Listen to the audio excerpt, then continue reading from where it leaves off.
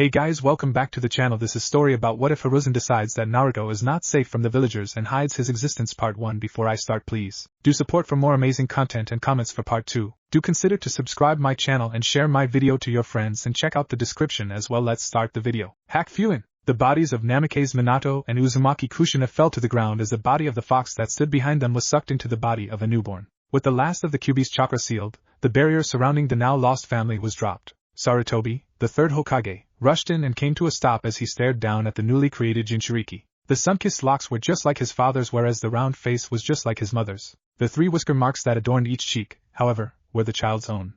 The people must not know of this. If they found out, news of the demon container would spread, and my advisors, especially Danzo, will stop at nothing to make this boy into an emotionless weapon. What to do? The young babe started crying as he started feeling the chills of the wind that were once blocked by his mother's chakra barrier. Sarutobi gently lifted the babe from the stone altar. He turned to ANBU, who were standing alert nearby. Eagle, go back and alert the council that the Kyuubi threat is now over. Tiger, deer, bring the bodies to be prepped for burial. Wolf, we are going back to ANBU headquarters. As the ANBU each went to complete the task assigned, Sarutobi and Wolf began their trek back to Konoha. Wolf turned slightly to glance down at the bundle in his Hokage's arms. Sir, permission to speak freely? Granted. What do you plan to do with it? Wolf was hoping that the Hokage wasn't planning what he thought he was planning. Well, Wolf, I have decided that his status as a Jinchuriki will be an SS rank secret to all citizens. He will be raised at the ANBU headquarters away from others who could scorn him as a demon. His existence will be hidden from the village and the council until deemed appropriate. The reinstated Hokage looked up and faced the wolf-masked operative when he noticed stiffness. Chuckling a bit, he asked, is something the matter? With all due respect, Hokage-sama, we are special operatives. I'm not sure we have the— he paused, looking for the right word. Qualifications to raise a child at headquarters. Sarutobi nodded as they neared their destination. I understand your concern. However, this is the best option for his safety and well-being. We must put him under our protection until he is of age. There is not a chance I am allowing him to fall into greedy hands. Of course, if he demonstrates the aptitude to become a shinobi, you may train him as you see fit. I believe he can become a great asset to our village in the future. He stopped in front of a nondescript rock above the Hokage monument. With a few hand seals and the swiping of blood, the stone rolled away to reveal a staircase. The 2 figures descended into the darkness as the stone rolled back into place. 4 years later, the hallways were dark. The only signs of life were the small pitter-patter of feet against the cold concrete. A wolf-masked figure turned around before being barreled by a blur. Aji-san, you're home. Wolf looked down at the mop of jet-black strands that was now clinging to his uniform with reckless abandon. A dainty hand grabbed the back of the small boy's shirt and plucked him off. The cat mask had observed the interaction and was most likely smirking underneath the white porcelain. Naruto-kun, Wolf-san is very tired from his latest mission. You can play with him later. Her long purple hair fell around him as she wrapped her arms around him into a hug. Wolf couldn't help but smile.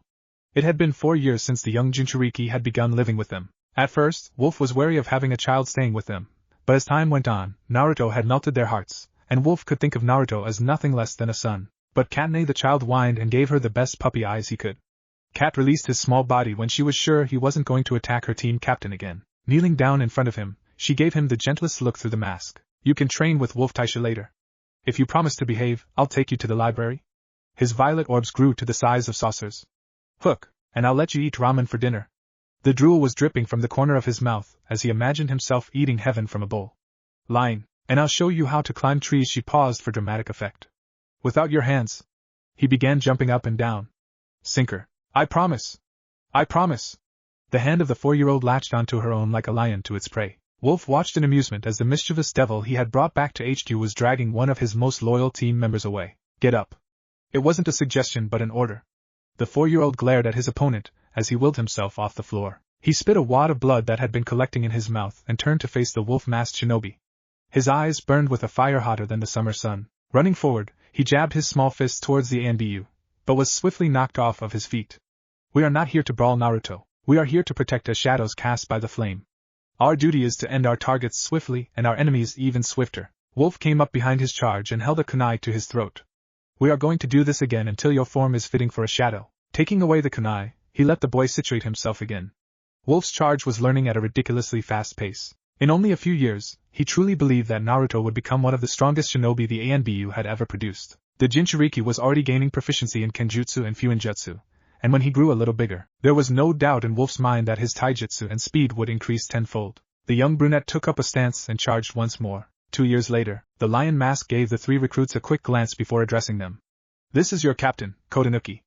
A white-cloaked figure stepped out of the darkness. Its height was no more than 1.25 meters, but the voice that spoke was what stunned them the most. Suteichu, is this a joke? They're wet behind the ears. I thought you promised me transfers. It was clearly the voice of a child. A chuckle left the lips of the usually stoic man. I leave them in your care. The ANBU commander disappeared from the room. Grumbling to himself, the weasel, snake, and gecko mask stared at him in confusion. Always leaving me with the newbies. One day he's going to realize I can't clean up all the messes myself. One day the other three masks sweat-dropped at their new captain. Ano Taicho? Weasel wasn't sure what to think of the boy that stood before him. He thought he was young for joining the ANBU at 11, but this boy's size suggested he was the same age as Weasel's younger brother. The fox mask seemed to be observing each one of his new subordinates. Listen up. First things first, we need to build some trust. We are part of the Information and Espionage Division. Trickery is our trade, but I don't want everyone pointing kunai at each other's necks all the time. Second, even if I'm team leader, don't make me clean up after you. I hate cleaning. Finally, I want masks off when we are alone. I don't give a damn about Lion's rules. Taking the mask away from his face, it revealed the face of a young boy. The 3 whisker marks on each cheek complemented his violet slit eyes that pierced through their masks. They knew they had no choice but to obey. The masks slowly fell away from their faces. 1 year later, lounging in a tree, Kodanuki glared at the location of his next assignment. He knew he had to do this, yet the thought of he, an expert of infiltration, stooping down to this level to infiltrate this place sent chills down his spine. But he had a promise to fulfill, and he wasn't about to break the promise he had made to his family, to a member of his team, which was now but a memory. He leapt down, causing his blonde hair to become disheveled. His eyes reflected the blue of the ocean, and on his lips, he adorned the innocent smile unbefitting of a spy. Rubbing his thumbs along the bottom of his wrists, he let the cold, hardened eyes of ninja melt into the sunny orbs of a child. He entered the building as loud as an elephant, slammed open the classroom door, and marched in like he owned the room. If Wolf saw him now, he would no doubt cook him with a cat on for being as conspicuous as a circus clown. There was a man standing at the front of the room. He had brown hair done up in a high ponytail and a long scar that crossed his nose. The homeroom teacher glanced at the young boy who had stepped into the room. And who might you be? A grin spread across the already smiling face. I'm Uzumaki Naruto, and I'm going to be the next Hokage. Naruto stepped into the classroom and sat down in his seat. This would be the last time he was at the academy. With the Hittite on his forehead, he was now a genin of Konoha no Sato. Wearing his typical orange jumpsuit, today was the day that he would finally meet his teammates. His 5 years at the academy were finally over. There were good times and bad, but most importantly, he had learned new things. Not at the academy, of course. The only things he considered learned were what he did in his evenings, when he was free to train and take missions. Like everything else, his school time was just a mission, another opportunity to test his acting skills. And act he did. For half a decade, he pretended to be an idiotic, loud-mouthed dead last. Perhaps now that they were ninja, the Hokage would relieve him of this duty and allow him to re-enter ANBU full-time. He glanced to his left at his mission. Next to him was the brooding form of Uchiha Sasuke, the Rookie of the Year, or as he liked to think, the biggest teen with duckbutt hair. The blonde let out a chuckle at this thought. As he settled down for a nap, a booming laughter could be heard from the 10-story tall fox in his gut. What's so funny? The blonde pouted. Just the fact that you're finally a genin after all these years, Kit, shuddered Kurama. You should be happy for me, not laughing in my face. Sure. I won't deny that I'm happy about it. You're a genin now. Naruto could feel the fox snickering, but the glee in his voice was undeniable. Kurama was by far his most supportive friend and confidant. Oh, here comes the banshee. A moment later, voices and screeching could be heard entering the classroom. I got here first, I know, pig. Naruto baka, move so I can sit with my Sasuke-yuen. A girl with pink hair and emerald eyes was glaring daggers at him. Which card should I play here? Well, a little resistance never hurt. He gave his best face of confusion as he gazed up at her. No? I got here first, so it's my seat. Sakura just gaped at him and was about to slam her fist into his skull when their teacher Iruka walked in. Sakura, please take a seat, he said as he stood at the front of the classroom. Sakura gave Naruto one last glare before sitting down next to him. She listened as Iruka explained the importance of this day, and began assigning the teams. Soon he reached their names. Team 7 will be Uzumaki Naruto, Haruno Sakura, and Uchiha Sasuke. The pink-haired girl was cheering while the raven was trying not to be annoyed. Naruto just ignored it all, zoning out. He already knew that he would be on the same team as the team, but a simultaneous thought passed through the minds of both the jailer and the jailed. What did we do to deserve the banshee? The next hour was spent watching as teams were collected by their jounin senseis. However, Team 7's sensei had yet to arrive, and they were soon the only 3 students left. Where is our sensei? He should have been here by now. Naruto grimaced at Sakura's loud voice before standing up and walking to the front of the classroom. Grabbing an eraser, he slid the door open and stuck the eraser to the top of the doorway with a bit of chakra. Naruto Baka, what do you think you're doing? He could feel the pinkette fuming behind him. If our sensei doesn't know punctuality, then he deserves this. The blonde shrugged, sat back down, and began to nap. He was rewarded with a chuckle from Kurama. 2 hours later, a man with gravity-defying silver hair wearing a standard jounin outfit, a hetaite that covered his left eye, and a mask that covered the lower half of his face opened the door. He was greeted with the sight of 3 bored students and chalk settling in his hair. The eraser lay ignored on the floor. You're late, screeched the pink-haired one. My first impression of you is I hate you. Meet me on the roof in 5 minutes. With that, Kakashi used the shunshin to wait for his students. The first to arrive was the Raven. The pinkette and the blonde soon followed after and sat in front of Kakashi. Alright, now that we are all here, let's say some introductions, shall we? Let's start with name, likes, dislikes, hobbies, and dreams. You first. He lazily gestured towards the sorry excuse of a kunoichi. Sakura looked a bit flustered. Sensei, why don't you show us how it's done? Okay. Kakashi gave them a bored look. My name is Hitaki Kakashi. I have some likes and some dislikes. My hobbies are plenty, and my dreams are none of your concern. Okay, now Pinky, your turn. The 3 students' sweat dropped. In unison, they all thought, all we learned was his name. Well, my name is Haruno Sakura. I have likes like someone I like. A glance at Sasuke and a squeak gave a large hint. My hobbies and my dream is another glance, and a squeal came from her lips. And I hate Ainopig and Naruto Baka. I'm going to have to figure out how to get the fangirl out of this one. Alright then, Broody, you're next. My name is Uchiha Sasuke. I have few likes and many dislikes.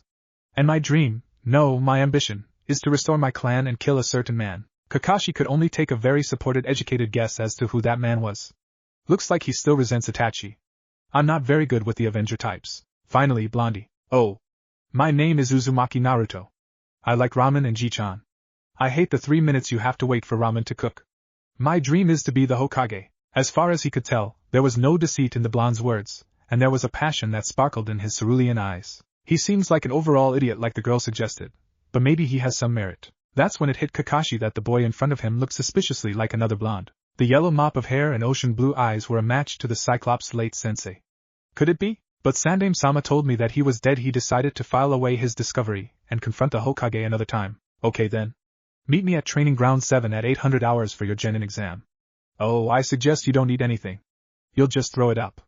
That's all. The Silverman escaped the glares of his students with a shunshin, leaving 3 unsatisfied preteens with leaves on the roof. As Kakashi observed his potential students from his hiding spot, he knew there was a higher possibility he would fail them. The Uchiha had no interest in his teammates, and the pinkette only had eyes for the Raven.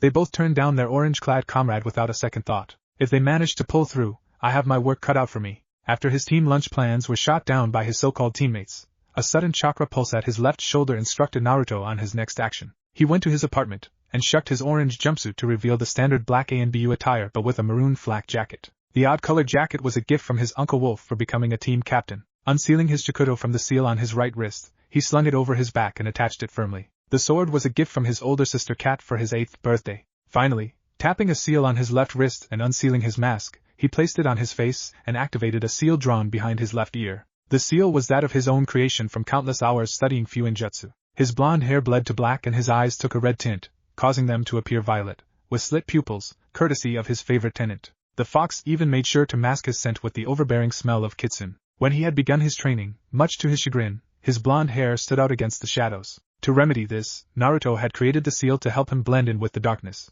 It assisted him with sneaking around unnoticed, and to his delight, it also helped with taking up another's identity in undercover missions. Now, the seals were distributed to every ANBU tasked with infiltration. Although he technically never needed to wear the seal when at home, he found that he was more comfortable with black hair, and thus most ANBU he worked with never knew that he originally was blonde.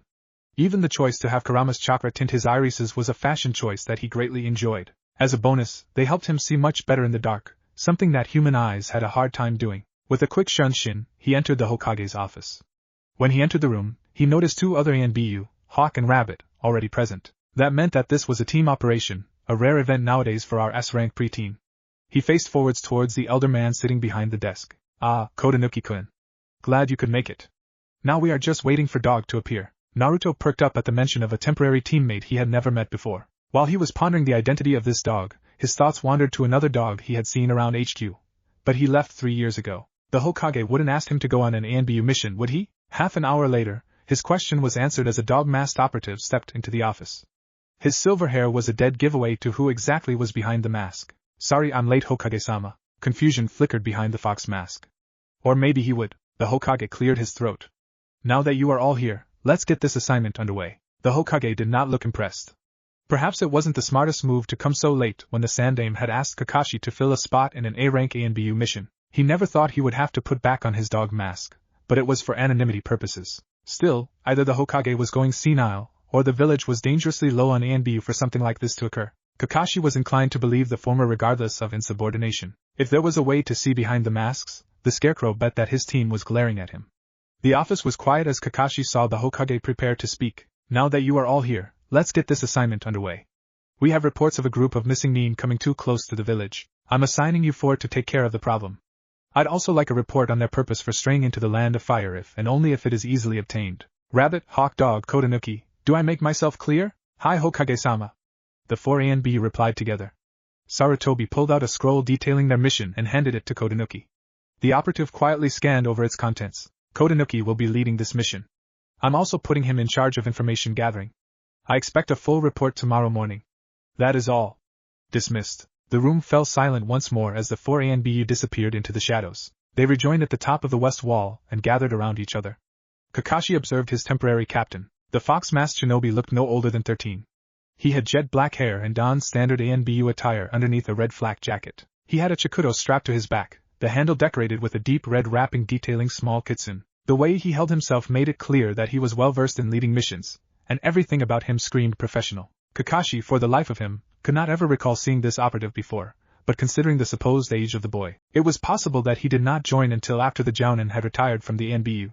Then again, most ANBU never meet each other due to teams tending to keep to themselves. It was very unlikely to meet someone from another division unless you were explicitly transferred. Unrolling a map, the captain began to speak. All right, the group of missing nin is reported to be around a dozen. He pointed to a certain area west of Konoha. This is their approximate location. Hawk, when we get in range, I want you to give a full report of their numbers and organization using your Byakugan. Then we'll form a plan of attack. It'll take us 2 hours to get there if we pace ourselves. Tucking the map away, the four shinobi dashed into the forest, hopping from tree to tree.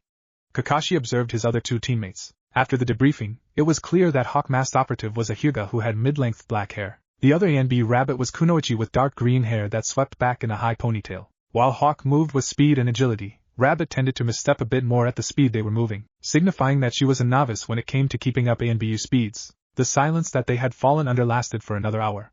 However, it was Rabbit who spoke up. Kodanuki-san. How old are you exactly? This was something Kakashi was also curious about it, though he showed no signs of it. Rabbit, if I were you, I would refrain from speaking too much. Kodanuki drew out a short sigh. But to answer your question, 12. The silver-haired ninja could not believe that his prediction was almost spot on. Rabbit pondered this for a few minutes. If the Jounin could see behind his teammate's mask, he bet that the Kunoichi was pouting. Then she piped up again. Wait, how old were you when you began ANBU then? Another long sigh was his reply. Classified. Kakashi knew that ANBU were sometimes brought in from orphanages if they showed promise, but he couldn't help but wonder what situation would require information on an ANBU's initiation date to be classified. He wasn't given much time to think about it as Kodanuki suddenly slowed. They are much closer than I feared. I can sense their chakra from here. The group landed in a small clearing a few minutes later. Hawk, please report. The ex-ANBU was impressed with his leader's abilities. He must be a very good sensor to catch it before Hawk's eyes did. There are 10 missing nin from IWA grouped together. Looks like they have set up a camp in a ravine. One seems to be a non-combat medic. The rest carry an assortment of weapons and most likely are well-versed in ninjutsu, genjutsu, and taijutsu. There is currently one enemy on watch and alert. The rest are lounging around. Kodanuki-san, there also seems to be some restrained young women down there. The young brunette hissed, those bastards. No doubt they kidnapped those girls. Rabbit, you're in charge of rescue and securing the medic for interrogation. Hawk, Dog will approach their camp from all sides. Dog, take the east. Hawk, take the west. Is that clear? All the members nodded. Good. When I jump in, commence the operation. Kodanuki stood up and signaled for them to get into position. Kakashi crawled forward against the rock wall of the ravine. The plan was so simple that, to Kakashi, it seemed like it was never going to work. From his location, he watched as Kodanuki suddenly jumped into the center of the camp. What is he doing? Is he suicidal? He wasn't joking when he said he would jump in. His surprise didn't last long as Kakashi prepped a Raikiri and thrusted his arm through the closest XIWA shinobi. As the heart his hand touched burst from the powerful lightning attack, he jumped back to avoid a Dosakiryu. A shunshin later, he attacked a pair of red-headed ninja. Twins. They teamed against the silver-haired Leaf Nin and began throwing Doton Jutsu around. Between dodging attacks and trying to find an opening, he missed the ninja that had appeared behind him after using an Iwagakure Jutsu. Suddenly, he felt a kunai pierce his back. Coughing up blood, he saw a red and black blur cut his attacker in half. A few minutes earlier, Kotonuki peeked over the edge of the ravine. Should I do this the sneaky way or the flashy way? Kit, flashy is best. Make them burn. The now brunette snorted at his inner demon. Of course, you would say that. But this time, I agree. They've strayed too close to home to deserve the quiet way out. If you could see behind his mask, you would be met with a face with less emotion than the fox covering it. He jumped down into the center of the camp. The moonlight's gleam off of his unsheathed chikuto was the only indication of his arrival. Before the first enemy could react, he was already in a pool of his own blood. 1 down. 3 XIWA Nin turned to face him, their eyes reflecting a mix of anger, bloodlust, and glee.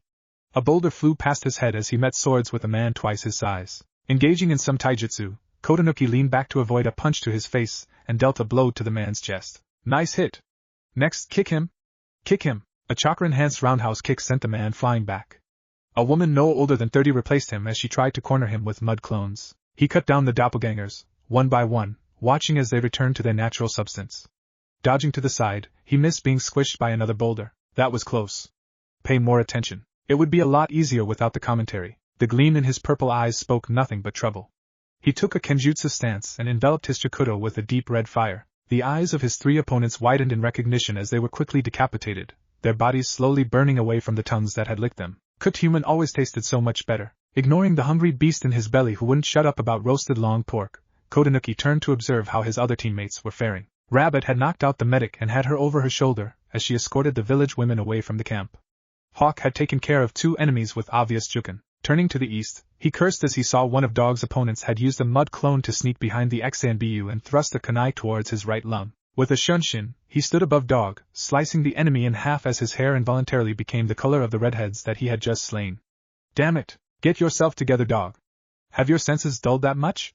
Looks like age is catching up to you. Sorry, Kotonuki-san. The silver-haired ninja slowly stood up. There's still the twin. Grabbing Dog and jumping away quickly, Kotonuki avoided another large boulder.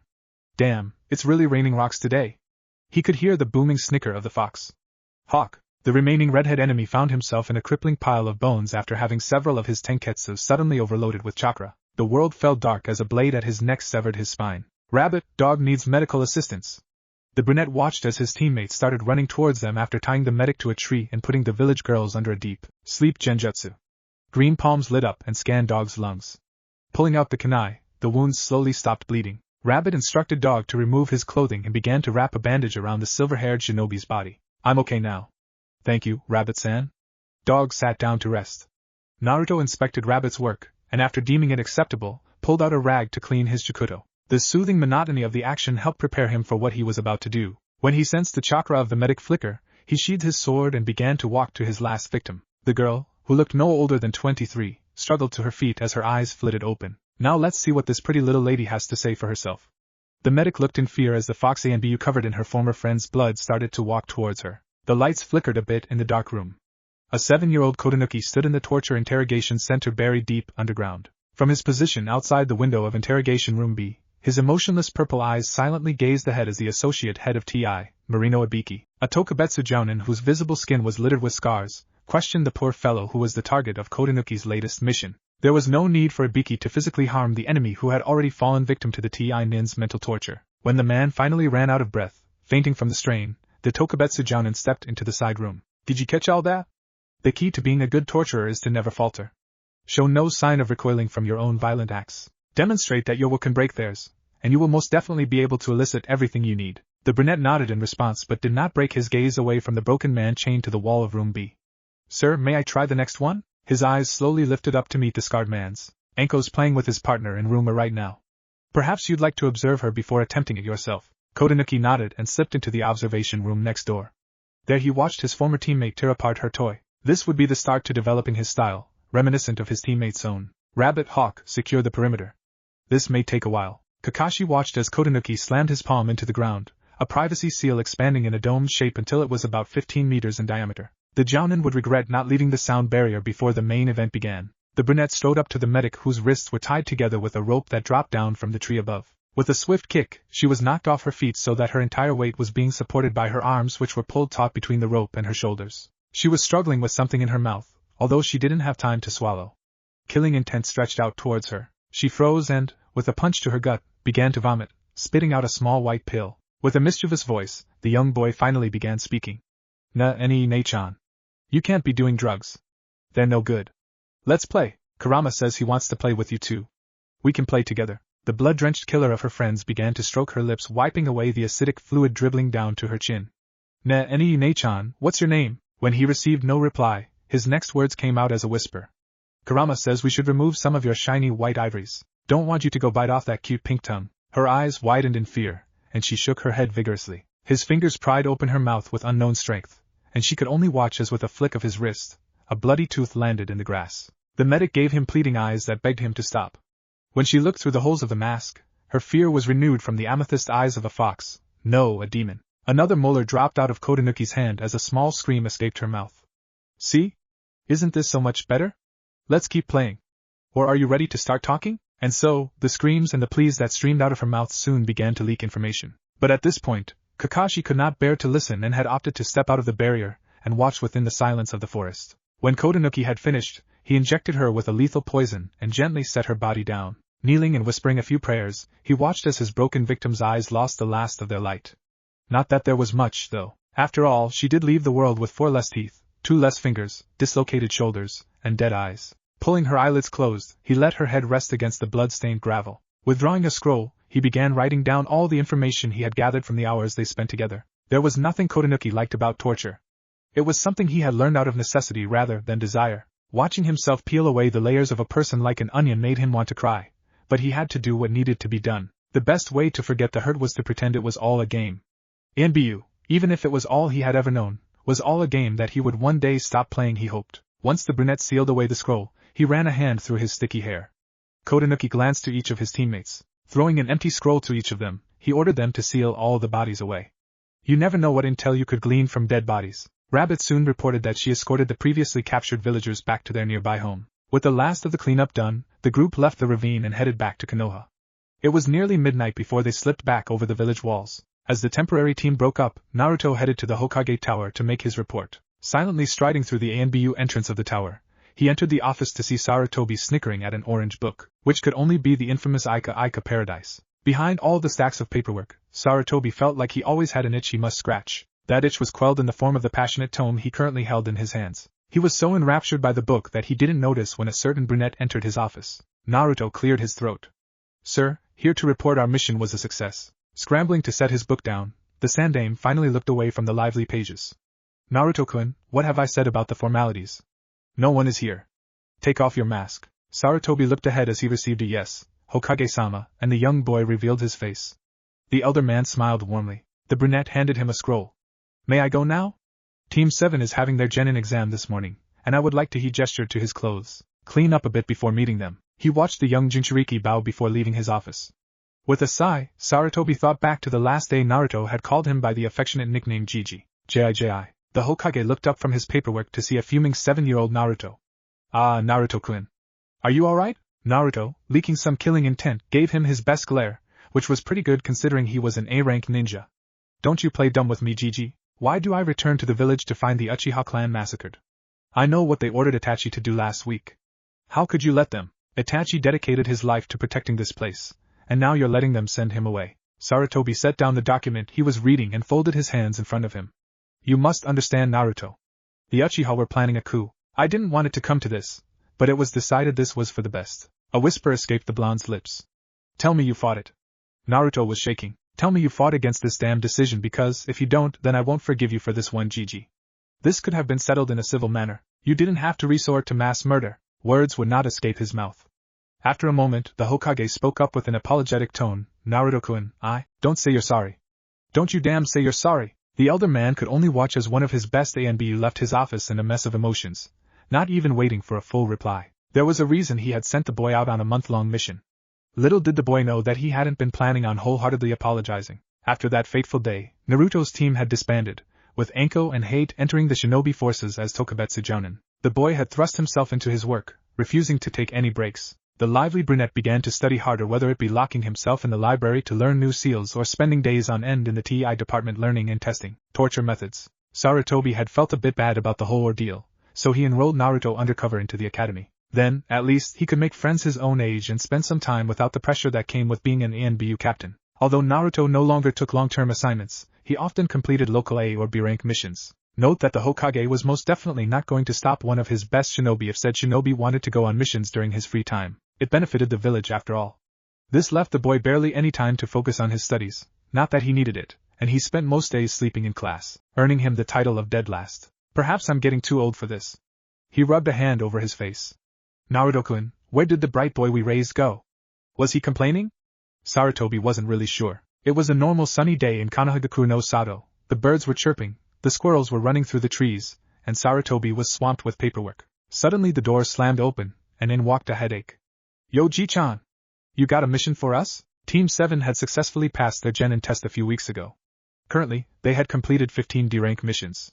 Perhaps they deserve a little more challenge. It had been a surprise to everyone when the one and only Hatake Kakashi had actually passed his team. Sarutobi hadn't seen the other jounin that shocked in a long while, and he even made some cash on the side. The silver-haired man had claimed that his team had understood the concept of teamwork. However, sharing food was very different than working missions, and watching the genin interact with each other was difficult to say the least. Naruto baka, you can't call Hokage-sama that. The pinkette of the team punched him into the ground. The Uchiha entered stepping around the crater where Naruto lay. SS Sakura-chan, that hurt, the boy replied, holding his head as a large welt appeared. The elder man sighed as he watched the two genin bicker with each other. Even if he wasn't pleased about the obvious disrespect, he couldn't help but smile a little. Although the name was just a part of the blonde's undercover act, Sarutobi was glad to hear Naruto calling him Ji-chan. Anything was better than the formal Hokage-sama. He turned to face their sensei, who was in no way trying to stop his students from destroying each other. Kakashi, how is your team faring? Said man glanced up from his little orange book. Well, Hokage-sama, I think they deserve a mission, if only to expend some of their pent-up energy. The Hokage chuckled. Well then I think I have a solution for that. He pulled out a mission scroll and handed it to the Cyclops. The team quieted down as they watched their sensei skim through the scroll. That there is a C-rank mission to deliver these supplies. He handed them another scroll. To one of the western outposts at our border with the land of rivers. Of course, it is low risk considering it is within our borders, and the worst you may encounter are bandits, so rest assured. I believe you'll be able to complete this successfully. Yada! Our first C-rank. Thanks a bunch, Ji-chan. Naruto gave a smile that was just a bit too large before his face met with the fist of his teammate again. The silver-haired man closed his book. We'll meet at the gate in an hour. You better pack for a week-long trip. He bowed to the Hokage. Excuse us. Sarutobi nodded, but then spoke up. Naruto-kun, I'd like to have a word with you before you go. Worry crossed the young boy's face as he nodded. As the doors were closing behind Sakura, he heard her speak. He's probably going to get scolded for calling Hokage-sama weird names. Right, Sasuke-kun? She said uncaringly as she fawned over Sasuke. The only reply she received was HN. An hour later, Shikamaru was walking towards the gate when he saw Team 7 gathered there. The only person they seemed to be waiting for was their sensei. Where is he? As Sakura was cursing the scarecrow for being late, Team 10 approached the gates to get their own C-rank mission started. Sasuke-kun! You have a mission too? A blonde blur slammed into Sasuke's stiff body. I know pig. Get away from Sasuke-kun! The Banshee began screaming at her friend who was adamant about clinging to the Uchiha's arm. Ino turned around and blew a raspberry in the I got here first so he's mine kind of manner. Naruto turned to greet the other two genin with a big smile and a wave. Shikamaru, Chuji. How's it going? One response was Chuji furiously snacking on a bag of potato chips. Troublesome, muttered Shikamaru. We have to guard a bridge builder to the land of waves. Chuji here is especially upset because the client called him. No words needed to be said as both understood that whoever their client was had insulted Chuji about his weight. The shadow user observed the blonde as he explained that they were doing a supplies delivery. For all the time he knew him, the Nara couldn't figure out the enigma that was Uzumaki Naruto. Back at the academy, the dead last did one of two things: silently sleep in class or loudly proclaim his dream.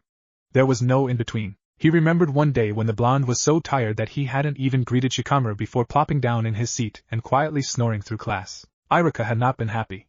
It ended with Naruto sporting new bruises from being kicked off of his seat before he had woken up. The moment his blue eyes had drowsily cracked open, he began to shout like he hadn't been sleeping the entire time. The class was in an uproar, and Iruka had given Naruto detention for a week. Focusing back on their mission, the Ino Shikacho team waved goodbye to their friends as they, along with their sensei, began to escort a drunk old man out of the village. Team 7 could only stand around as waiting by the gates was emerged in silence once again.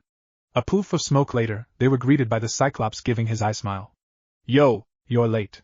Naruto and Sasuke slowly backed away from the angry pinkette. You see, I got lost on the road of life. The jounin rubbed the back of his neck sheepishly. Liar! If the boys didn't hold her back, she would have pummeled the team leader to an unrecognizable pulp. After that whole ordeal was settled, Team 7 set off to the southwest. Deciding to stick to the trees, they ran at a decent pace for Genin as the leaves blurred past. Hours passed. The only sounds coming from the group were the chatting of the loudmouth dressed in orange, and the sighs of his other 3 teammates. Before they knew it, 4 days had passed, and the wooden shape of the outpost soon came into view before the sun had reached its zenith. Naruto was glad that this part of his mission would soon be over.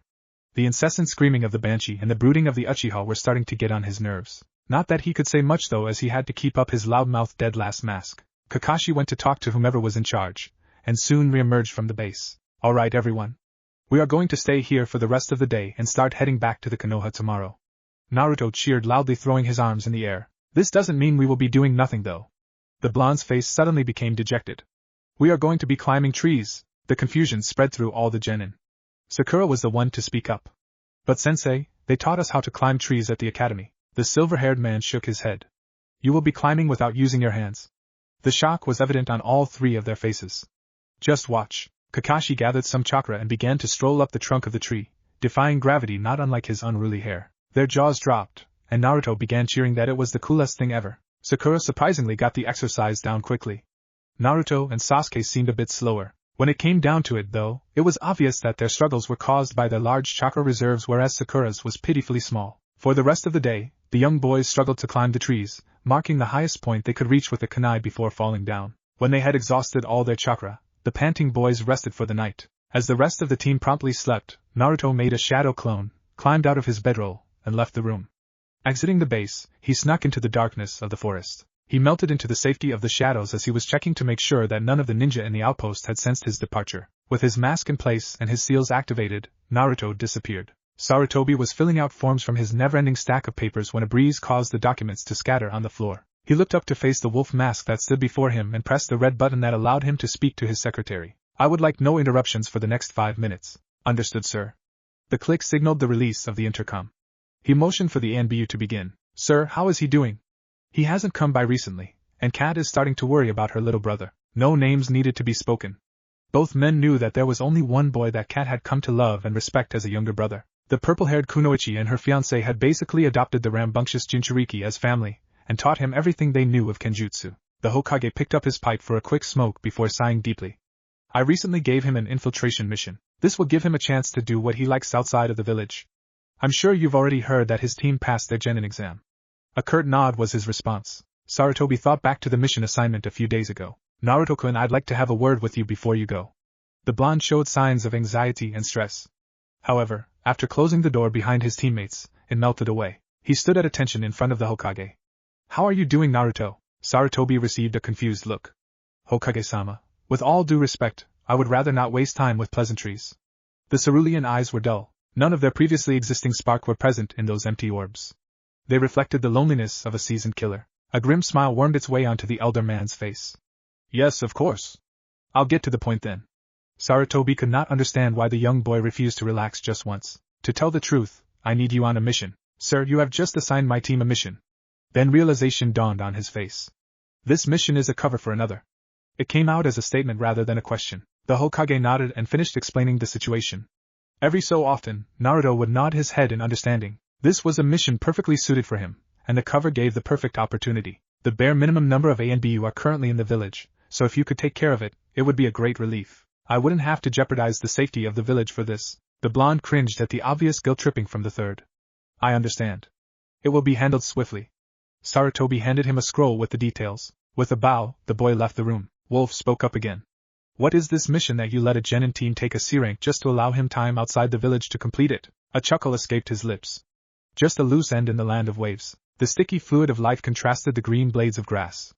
A head rolled on the ground. Son of a bitch! You killed my brother! The crazy-eyed ninja launched a Suiton jutsu at the masked figure. Dodge. Slash. Stab. Another body joined the growing pile. No! Takumi!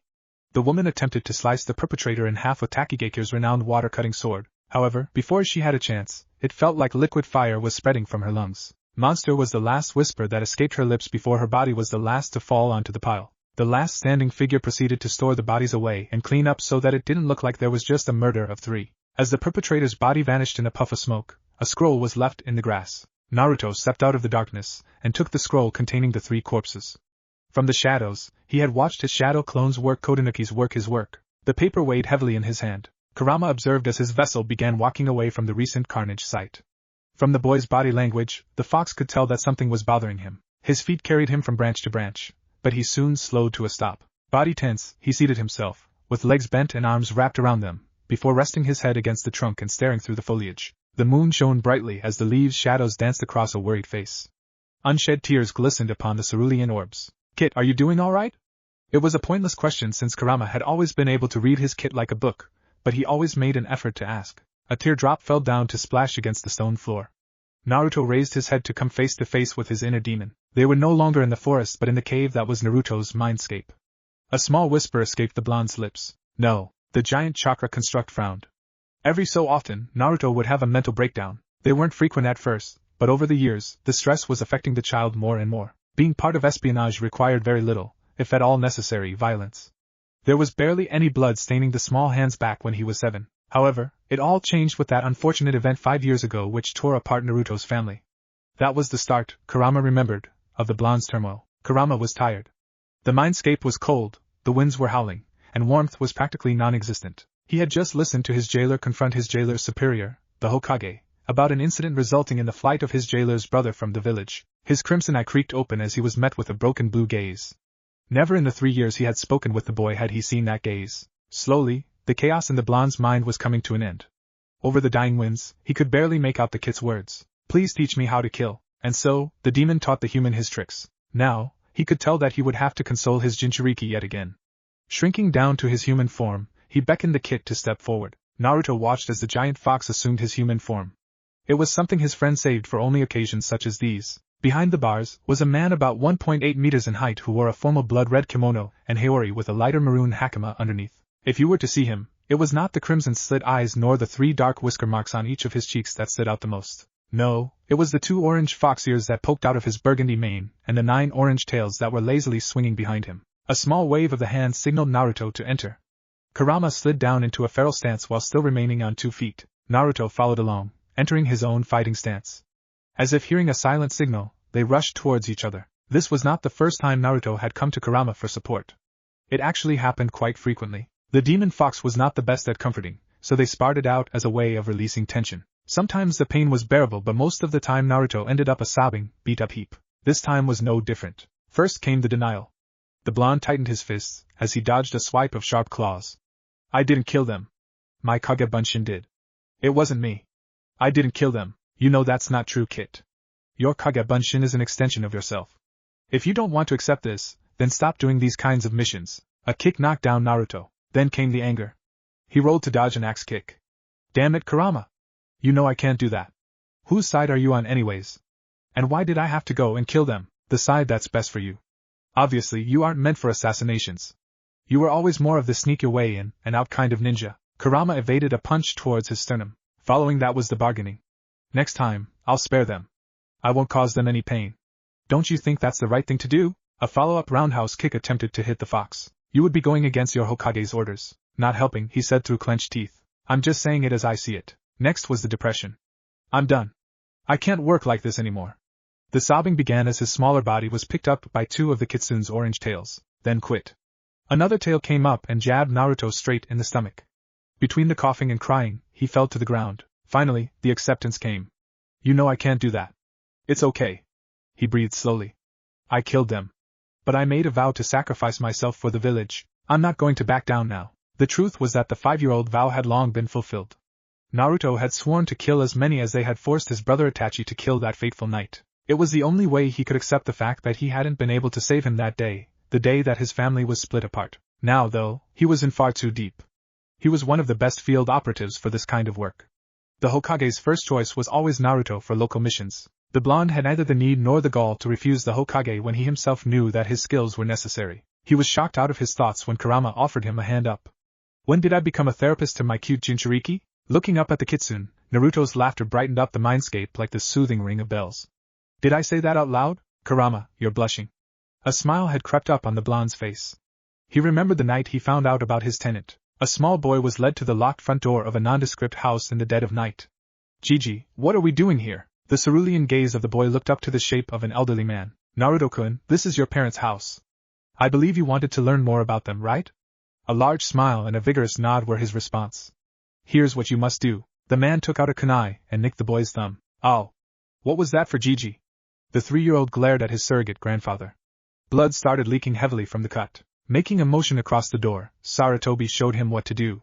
You need to swipe the blood over the door like so. After Naruto followed his example, a yellow light illuminated the door and disappeared. The cerulean eyes grew wide. Wow. That was so cool. Can you show me how to do stuff like that? The old man just chuckled and led Naruto through the door, down a hallway, and into a room. This was their library. It holds all of their work on Fuinjutsu, the study of sealing. Naruto's face scrunched up in confusion the way only a young child could express it. But there's nothing here, Gigi. He thought for a moment. Wait, is this like the thing with the door? Another chuckle and nod came from Sarutobi. The elder man pointed at the far back wall. Naruto opted to bite his thumb and spread blood on the plaster before it also glowed yellow and vanished. At this point, Naruto's eyes were sparkling in amazement as he saw the bookcases that lined the walls filled with books and scrolls. The blonde ran to the nearest shelf and began flipping through notebooks, not caring that he had started ignoring the man who brought him there. He stumbled upon a book still sitting open on the desk in the center of the library. Methods of Sealing Kyubi?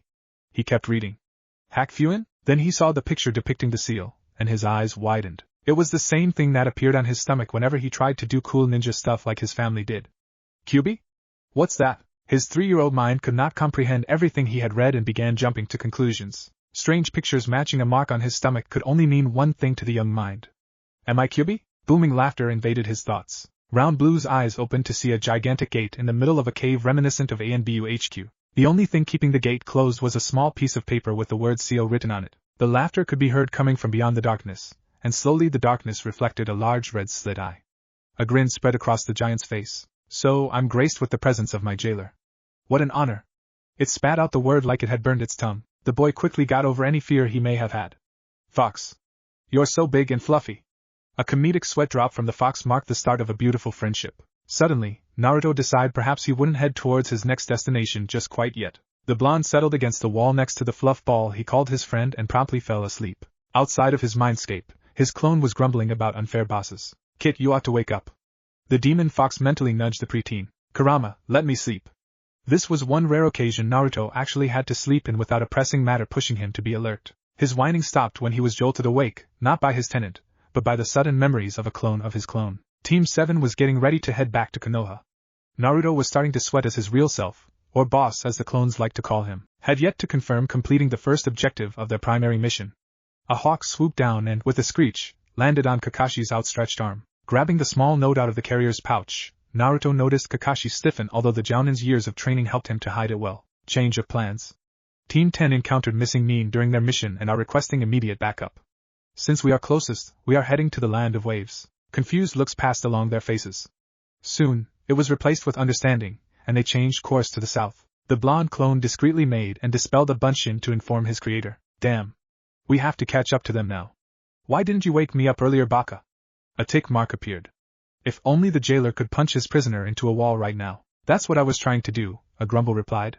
Only Naruto got away with calling the demon fox an idiot to his face. Takumi the Takinin entered the mansion of the wealthiest man in this country. As he was escorted through the hallways, he ignored the stares of the thugs and the cries of the defeated women. The air reeked of alcohol, and the whole building was drenched in vileness. Stepping through the ornate double doors, he came face to face with a man of short stature with hair too big for his head. The beady eyes behind small round glasses scrutinized Takumi before the man behind the desk smiled in a conspiratorial way. Bowing before his potential business partner, the missing Nin waited to be addressed. Welcome to my humble abode.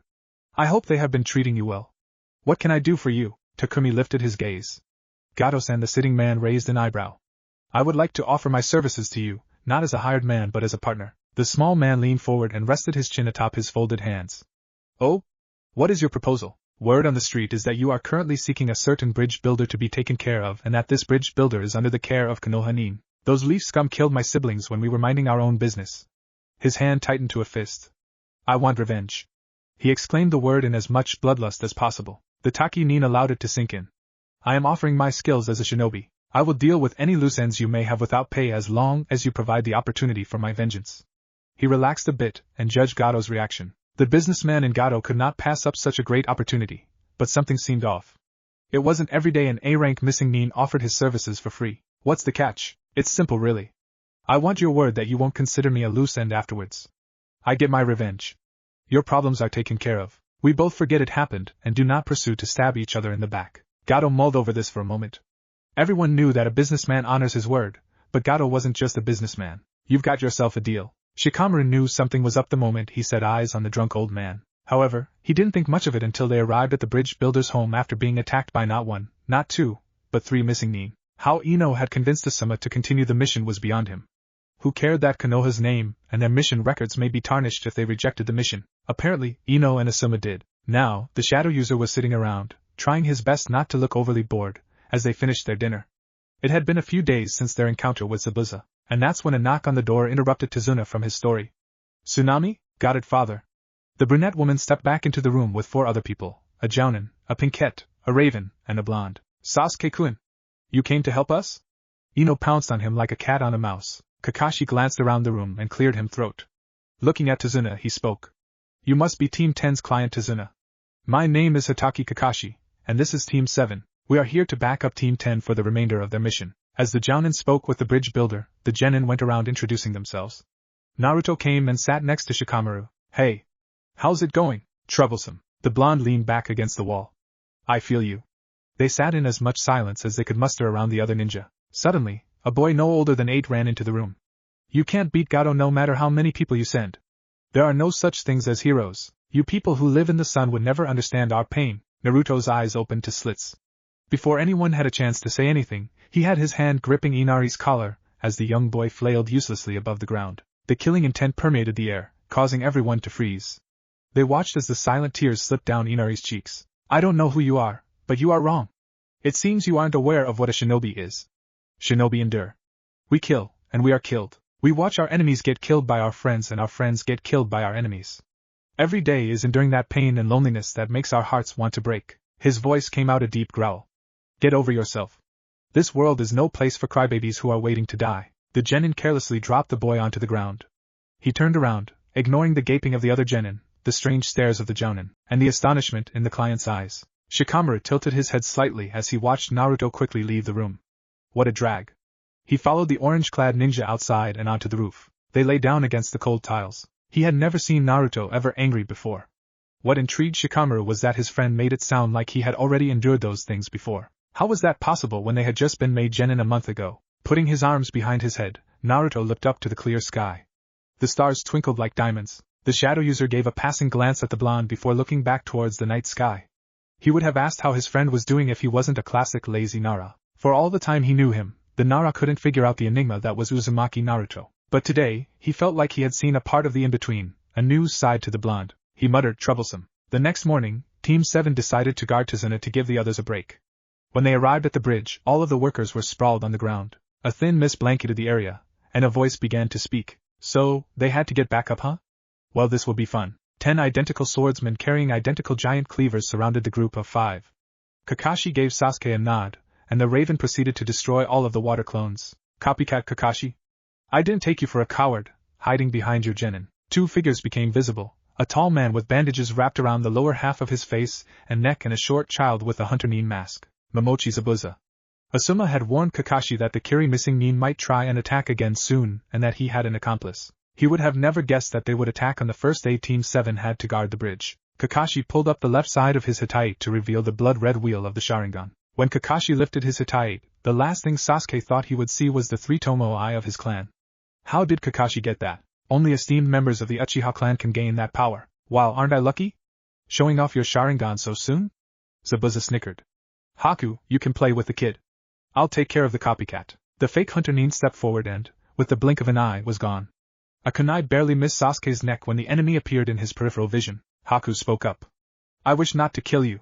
Please stand down. Sasuke sneered, in your dreams? I've been waiting in anticipation to meet an opponent like you. They clashed once again, but this time kunai was on kunai. That's too bad. You have already fallen into my trap. From now on, you can only wish to run. His masked opponent began making a one-handed seal. Then thousands of ice senbon rained down. Takumi the Taki nin walked through the poor streets of the village. The henge ensured that he would not be recognized by any of the citizens. He noticed the dilapidated state of the buildings, and the overall defeat hanging in the air. Clenching his fists, he wished he could do something to help them. A slight tug on his sleeve caused him to pull out a kunai.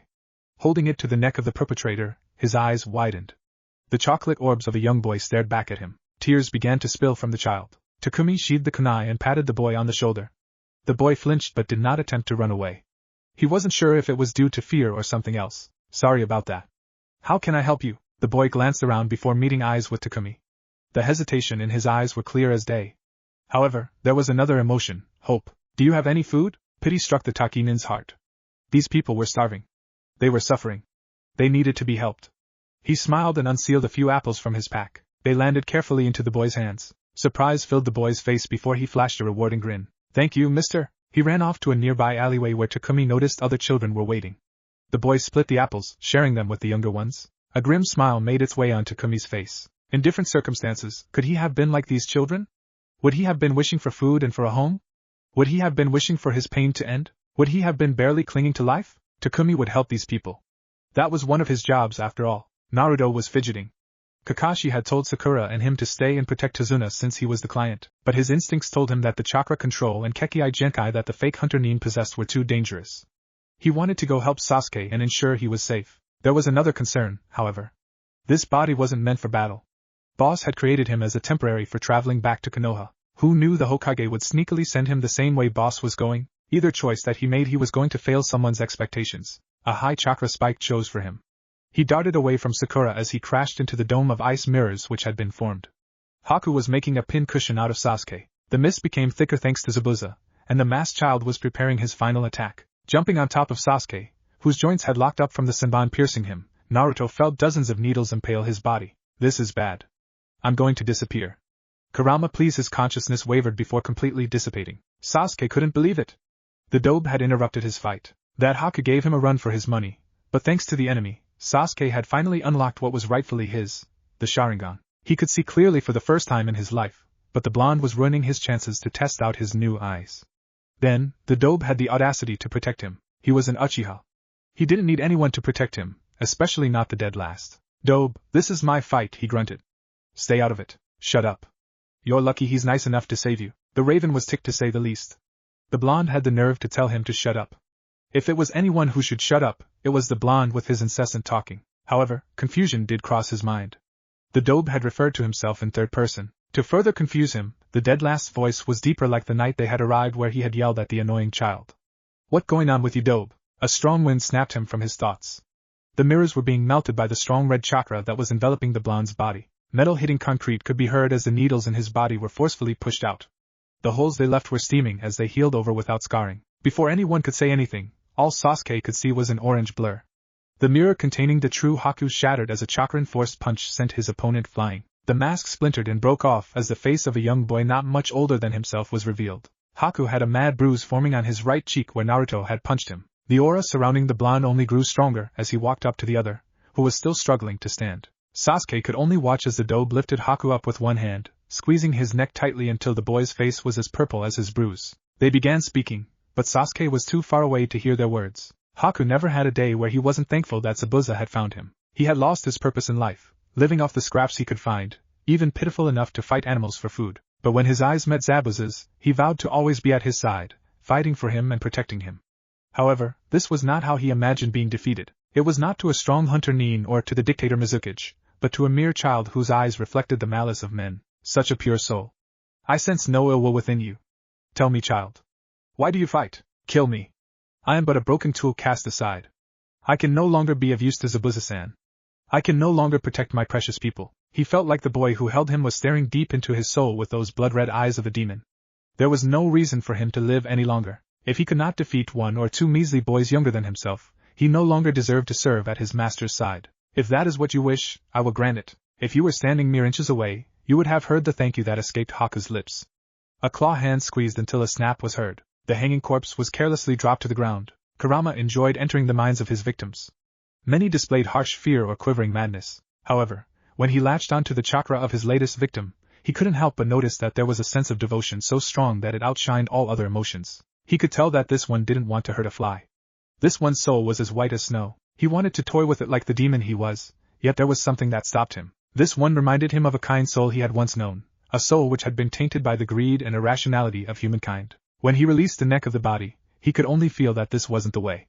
He would be lying if he said he wasn't trying to find a way to bring the kind soul back. Unfortunately, death seemed not to be the way. Kurama took a moment to observe how what remained of the pure soul's life sat in a heap on the concrete. He never liked to feast in his prey. His father had taught him that it was bad manners, yet he always entertained the thought of eating humans. Sometimes, a mischievous kitsune had to have fun, not that he was used to munching on them anyways. The chakra construct had no need for such mortal necessities. But that didn't mean that he had respect for his prey. They were, after all, inferior to him in all ways. The only one he respected was the kit, his kit. What could Kit be doing right now? Takumi the Takinin entered the mansion of the wealthiest man in this country. As he walked down the hallway solo, he ignored the glares of the thugs and the screams of the dying women. The air reeked of tobacco, and the whole building was drenched in a foreboding sweat. The man who ran the place was not currently present. Takumi only had a few minutes until an appointment with said man where all ends of the deal would be complete. No one dared to stand in his way as he entered his partner's office. If they did, they were dead. He shuffled through all of the bank statements, tax revisions, and more. Sealing away what was valuable, he scanned through the entire room to make sure there were no other hidden safes. With the last of the information safely tucked in a scroll, he exited the room as smoothly as he had entered. No one alive would have guessed what he had just done. Smiling internally, Takumi the Takinin stepped outside the mansion of the wealthiest man in this country for the last time. As he walked away, the silent hallways were no longer filled with stares and glares. Only the glassy orbs of dead corpses were what looked into the darkness. The mouths of silent women had no need to cry and scream any longer. The air reeked of nothing more than sweet death, and the whole building was drenched in the blood of those who had already lost their lives years ago. Now Takumi had only one last thing before his mission was complete. He strolled down to the docks where an impatient Gato was tapping his foot. Kakashi had felt it. The unmistakable chakra of the nine-tailed fox. Why would it show up here of all places? He could not understand who it could have come from. It was not from Zabuza or his apprentice, since Zabuza was as surprised as he was to feel the malicious chakra. It was not from Tazuna or the workers, since they were obviously foreign non-combat civilians who didn't even understand chakra. It was not from Sakura or Sasuke, since he knew their backgrounds would never allow for them having the QB sealed within them. That left the only plausible person, Naruto. If no one else had interrupted the fight, the only person who could possibly hold the QB was Naruto. The blonde was an orphan with a questionable past. He also fit the description of a mini Minato. There was no doubt in Kakashi's mind now that Naruto was Minato's son, the only one the Yondaime would trust with sealing the QB into. The Sandaime would have a lot of explaining to do, but first, he had to finish his battle. Asuma was rushing to the bridge. After Gato's thugs had threatened tsunami, he knew that Team 7 was in trouble. He left his team to protect the family from any more unwanted visitors, and now the bridge finally came into sight. A thick fog hung in the air, and the unconscious bodies of workers were strewn around like dead fish on a beach. A bright light illuminated the area. He rushed forward to see Kakashi facing Zabuza. The missing nin's arms were uselessly hanging by his side as he was being weighed down by Kakashi's team of Niken. As the Raikiri grew closer and closer, Zabuza closed his eyes to accept his fate. Kakashi's hand passed through the chest of the Kiri-nin, and he breathed his last. The dogs bowed before undoing the summon. Asuma approached Kakashi as he wavered on his feet. Catching his fellow jounin before he could fall backwards, the black-haired man pulled down the Hittite of his counterpart. Clapping was heard as the mist dissipated. They both snapped their heads in the direction of the sound. Standing at the edge of the bridge was none other than Gato. Well, what do we have here? Seems the demon isn't so tough after all. Gato's grin was nothing but pleased at the results. He stared down at the cooling body of Zabuza. I never planned to pay him anyways. At least that's one less problem for you. He turned to the man next to him. Here's my end of the deal. If you would please. Both Konoha jounin recognized the partner immediately. The man standing next to him was a well-known A-rank missing nin from Takigakure, Mizu Takumi. The waterfall missing nin grinned maniacally. With pleasure, he drew his sword without a sound before it passed straight through the short man's torso, barely missing his liver. Now you have read the terms and conditions. I want you to sign here. The man pulled out a document and a pen. You betrayed me. He clenched his drenched suit as blood splattered on the gray stones below him, like you weren't going to do the same. He twisted the blade a few centimeters. Now sign. If you do, I'll let you go. The stout man feared for his life, and so he shakily gripped the pen and scribbled his name on the paper. Takumi brought the page up to eye level and gave an approving look to the signature. Gato stumbled forward as the sword was withdrawn. You shouldn't have been so trusting to ninja. We never keep our word. Give my regards to the devil, you backstabbing bastard. With a swift swing of his sword, Gato's head rolled to the floor like a die. After swiping his sword across the corpse's clothes to rid of the crimson liquid as best he could, Takumi pulled out a cloth and began to wipe the blade clean of any last residue. Asuma took a moment to comprehend what had just occurred. The man turned towards the two jounin and spoke. I will not attack you. My business is done. I am but a shadow cast by the flame. Sasuke was seething. First the Dobe managed to kill the fake hunter Nin with one punch when Sasuke could barely scratch him. Then Kakashi killed the other enemy before he had a chance at redemption. Even the tyrant Gato was dead. There was only target left for him to redeem his honor as an Uchiha. He needed proof that he had power. The Raven charged towards the missing Nin with a kunai in hand. Kakashi called out for him to stop, but who was his sensei to leave an enemy standing? Even with his Sharingan activated, he couldn't keep up with the man's speed when he disappeared from sight. A tap at the base of his neck informed him of where the enemy had disappeared to before darkness overcame him. The unconscious form of the Uchiha instructed Asuma to pull out his chakra blades. Even if the man claimed he would not attack, they could never be too sure. Sheesh dog. You'd think you'd have your pups under control. Looks like age is catching up to you. Asuma watched as Kakashi's eyes grew even wider. Turning back to the Taki Nin who went back to cleaning his sword, he watched as with a poof of smoke, a masked child replaced him? Kodanuki-san. Questions were running through Asuma's head at breakneck speed, but he was slowly able to piece some of it together. This man, boy, was a Leaf ANBU. That much was obvious from the code he had used earlier. Somehow Kakashi knew who this boy was. Somehow the boy had a mission to eliminate Gato. Somehow Gato was now dead. Well, it was nice seeing you, dog, but I must be going. Glancing around, Asuma noticed that all of the corpses had been sealed away. When did he? Turning back, the young ANBU had disappeared. Asuma pulled out a smoke. Who was that Kakashi? An ANBU I teamed up with recently when Hokage-sama needed one more for an A-rank mission. Recalling the chilling events from a few weeks ago, you could plainly see how unsettled Kakashi seemed to be. That boy scares me. He managed to interrogate an enemy Nin in the field and break her in less than an hour. The cigarette almost fell to the ground. But that's almost better than Ibiki. I know. That's why he scares me. And that's not all. His kenjutsu is one of the best I've ever seen, and he's a very, very good censor. He paused to give Asuma some time to soak in the new information. And he's only 12. That time, the cigarette did fall out. When the Hokage had first given Naruto this mission, he was not very happy. It required so much bloodshed, too much bloodshed, for the boy to want to do it. However, the look of shock on Gato's face definitely made this assignment worthwhile. Besides, he got to do what he loved most, sneaking into people's lives without them having the slightest clue. He had played Gato like a violin, and now the tyrant was dead. Pocketing the scroll containing the dead bodies of the two missing Nin and the businessman, Naruto thought about what he was to do now. He already burned down the mansion and all evidence that he had ever stepped foot in it.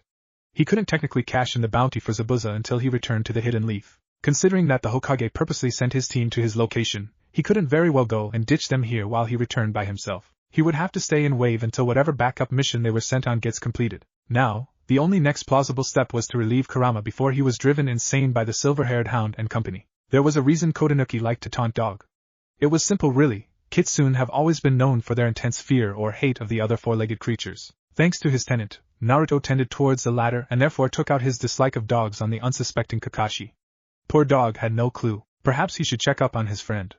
Making the mental connection, he tried to reach out to the other. Kurama. Kurama? What? Oh, good you're alive. And what is that supposed to mean? Someone's grumpy. Got ants in your pants or something?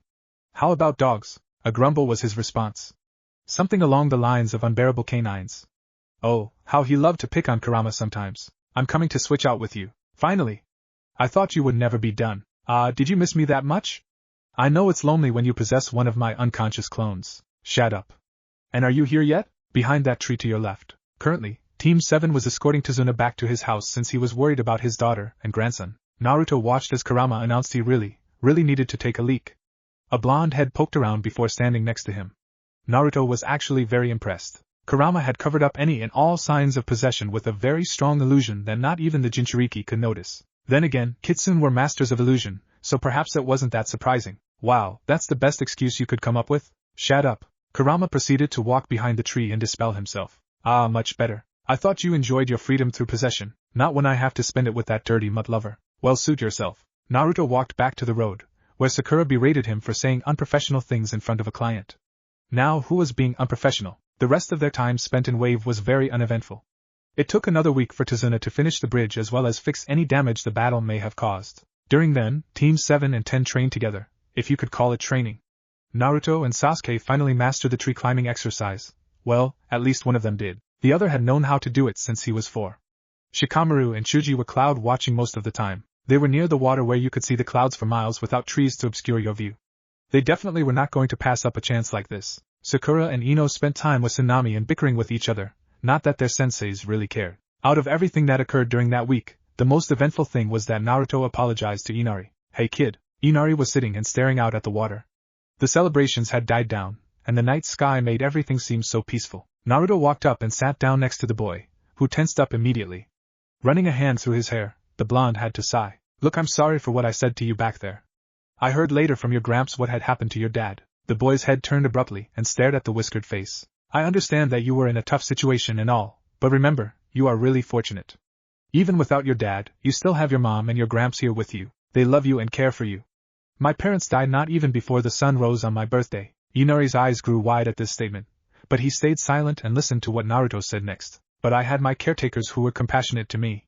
Those people are my precious people, and I would do anything to protect them. Yet, even then, some have died on missions. Instead of crying about it, I took up their duties and made them my own. I learned my parents' techniques and fulfilled my caretakers' jobs to honor them. Your dad wouldn't want to see you crying all the time. He would want you to be strong and protect the village just like him. I heard that you stood up for your mom when the bandits came. He ruffled the young boy's hair.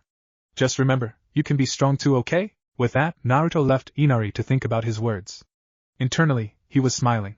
I hope that boy realizes how lucky he is. He has a long road ahead of him to help the village return to its prosperous state. All in all, the remainder of the mission was successful, and they returned to Konoha almost an entire month after they had left. Like all good shinobi, the first thing Naruto did when he returned was report to his Hokage. Kakashi and Asuma had dismissed the genin, since as team leaders, they were responsible for reporting. Unknown to both of them, Naruto had taken the liberty of leaving a shadow clone, which was stronger just in case something unexpected happened, with them and ran to the village ahead of time to give his report. Now, he was standing in front of his leader ready to clear up anything before the Jounins arrived.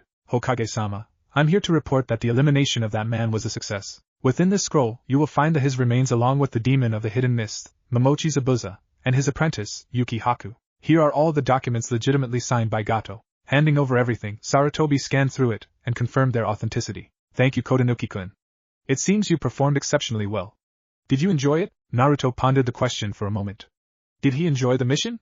Of course, he hated all of the murder he committed, but he also enjoyed the infiltration side of things. But he also felt like the Hokage's interference by sending his genin team along was very unnecessary.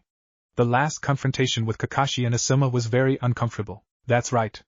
Naruto needed to tell the Hokage about that. Despite the copious amounts of bloodshed, I enjoyed being able to do what I was trained to do. The ANBU considered what the chances were that he may not receive a mission like this again. Besides that, I have an incident to report. Sarutobi perked up. I revealed myself to the Jounin present for a C-rank escort mission. One of the genin of their team had attacked my disguise, and I had to knock them out. This resulted in breaking my cover to prove that I was truly no harm. One of the Jounin dog was present to confirm my identity. The elder man just gave him that look that screamed, was that really necessary? Naruto himself wasn't sure. Okay, he knew that technically codes were enough without reverting to his ANBU form. But it was a good chance to annoy a certain dog, nonetheless. He was glad that the Hokage didn't comment further. Well, what's past is past. Don't let it happen again, Kotonuki. Then, there was a gleam of amusement in his eyes. It seems he had also noticed the two men who were approaching his office. Would you like to stay and listen to their side of it? A smile spread beneath the fox mask.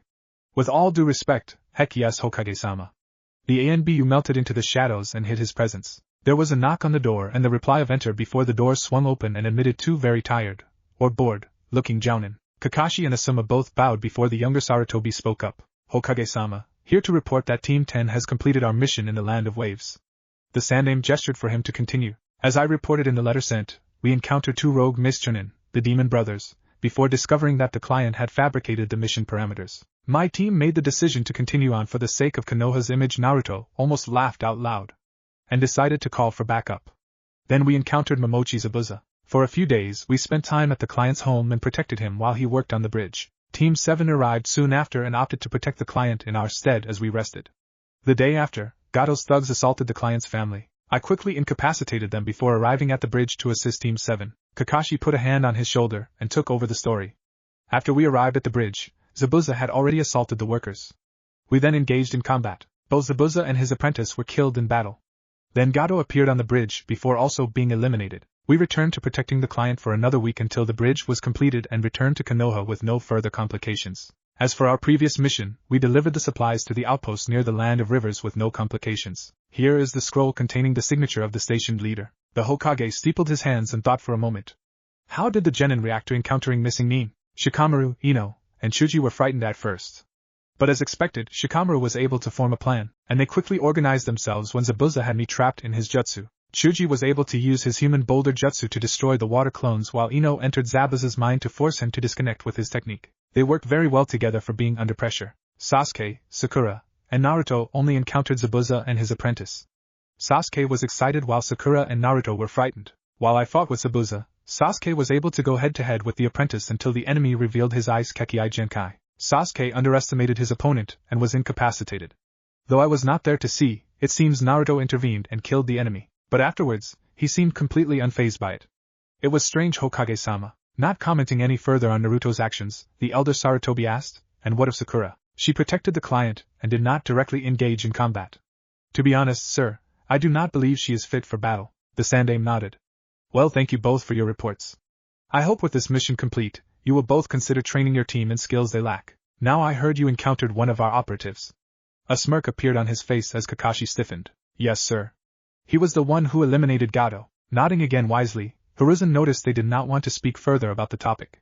Alright, you are both dismissed. While Asuma departed, Kakashi lingered for a bit longer. Yes, Kakashi? Sir, during our battle, I felt the chakra of he hesitated for a bit, looking unsure of what he was about to say.